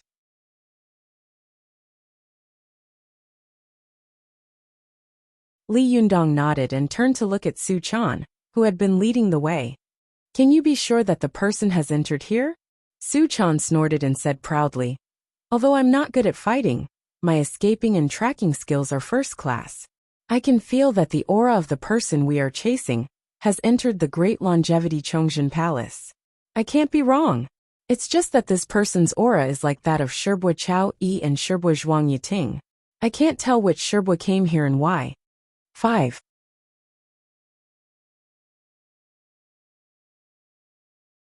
Chapter 370.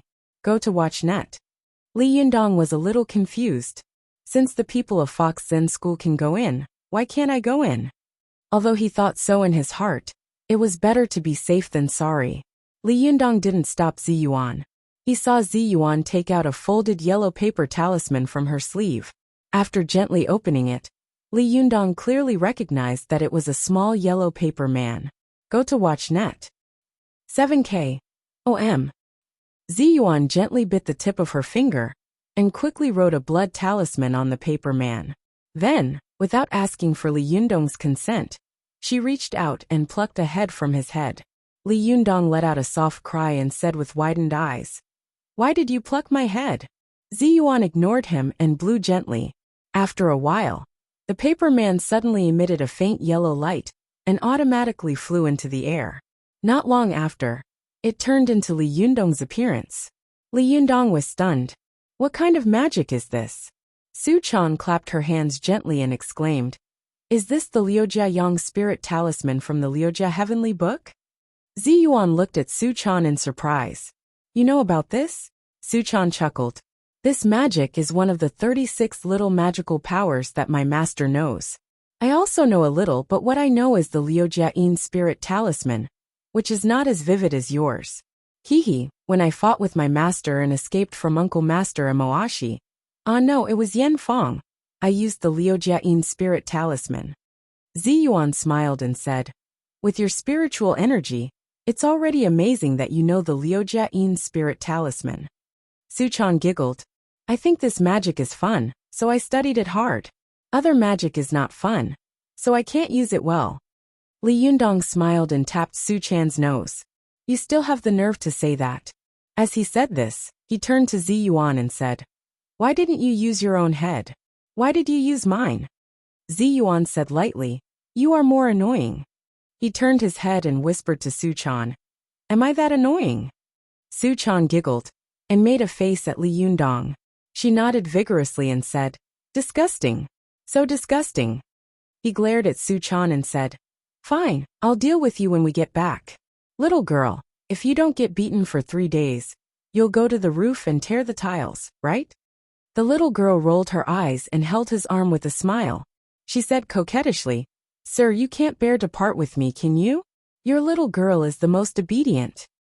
Ziyuan saw that the two of them were so close to each other that they didn't care about the occasion at all. She said helplessly in a low voice, "Hey, do you think you're at home?" Only then did Li Yundong and Su Chan react. They looked at each other and smiled at the same time. Li Yundong was thick-skinned and said to Ziyuan with a cheeky smile, "Zhenren Ziyuan, please lead the way." Ziyuan had never seen a person as thick-skinned as Li Yundong. She rolled her eyes at him and drove the Liujiayang spirit talisman into the Taoist temple. Then, she followed the dummy about 10 meters behind. At this time, it was late at night, and the surroundings were frighteningly quiet. Only the sound of insects could be heard, and even the rustling sound of the dummy walking could be heard clearly. Li Yundong, Ziyuan, and Su Chan followed the dummy inside for a while. Along the way, they hid in the shadows along the wall and walked slowly, while the dummy walked openly on the main road. They passed by the Taiji wall and the main hall. When they were walking to the side hall, they suddenly heard a faint conversation drifting over with the night wind. Although the voice was weak, Li Yundong could vaguely recognize that one of them was the voice of an old man, and the other was the deep voice of a middle-aged man. In particular, this old voice sounded particularly familiar to Li Yundong, as if he had heard it somewhere before. The old voice said slowly and hoarsely, "How's your refining of the Duyuan Jindan going?" A middle-aged man said, "There's still one more herb missing." "Aren't those 2 big golden snakes enough?" "Not enough." "What else?" "Still." Before the voice finished speaking, Li Yundong, Ziyuan and Su Chan, who were listening attentively, saw a flash of white light in front of them at the same time. The dummy transformed from the Liujiayang spirit talisman, who was walking in front, suddenly had its neck cut by a sharp weapon. Then, the fake Li Yundong's head fell to the ground with a thud. Soon, the dummy transformed from the Liujiayang spirit talisman began to burn with a bang. Although the voice was soft, it was as loud as thunder in the dark night. The two voices that were talking immediately stopped. Li Yundong was so shocked that he felt a chill run down his spine. Li Yundong felt a lingering fear in his heart. He couldn't help touching his neck, and secretly looked at Ziyuan with admiration. He thought to himself, "After all, she is the descendant of a famous family, and has rich experience. If she hadn't been careful, I'm afraid my head would have been removed. I just don't know what kind of magical item it was just now. It was so fierce and domineering, so fierce and sudden." Ziyuan opened her mouth and was about to speak, but her expression changed. She quickly took out another talisman and poured her Jinqi into it. Then, she wiped it in front of the 3 of them. Li Yundong immediately saw a flowing transparent light curtain appear around him. Su Chan whispered in surprise, "Nyan goddess seal." Li Yundong glanced at her and said in a low voice, "What seal?" Su Chan leaned close to Li Yundong's ear and whispered, "It's the invisibility talisman. We can see the people outside, but the people outside can't see us. It's also a talisman from the Liujia Heavenly Book." As she said this, the little girl proudly showed off, "I also know this magic."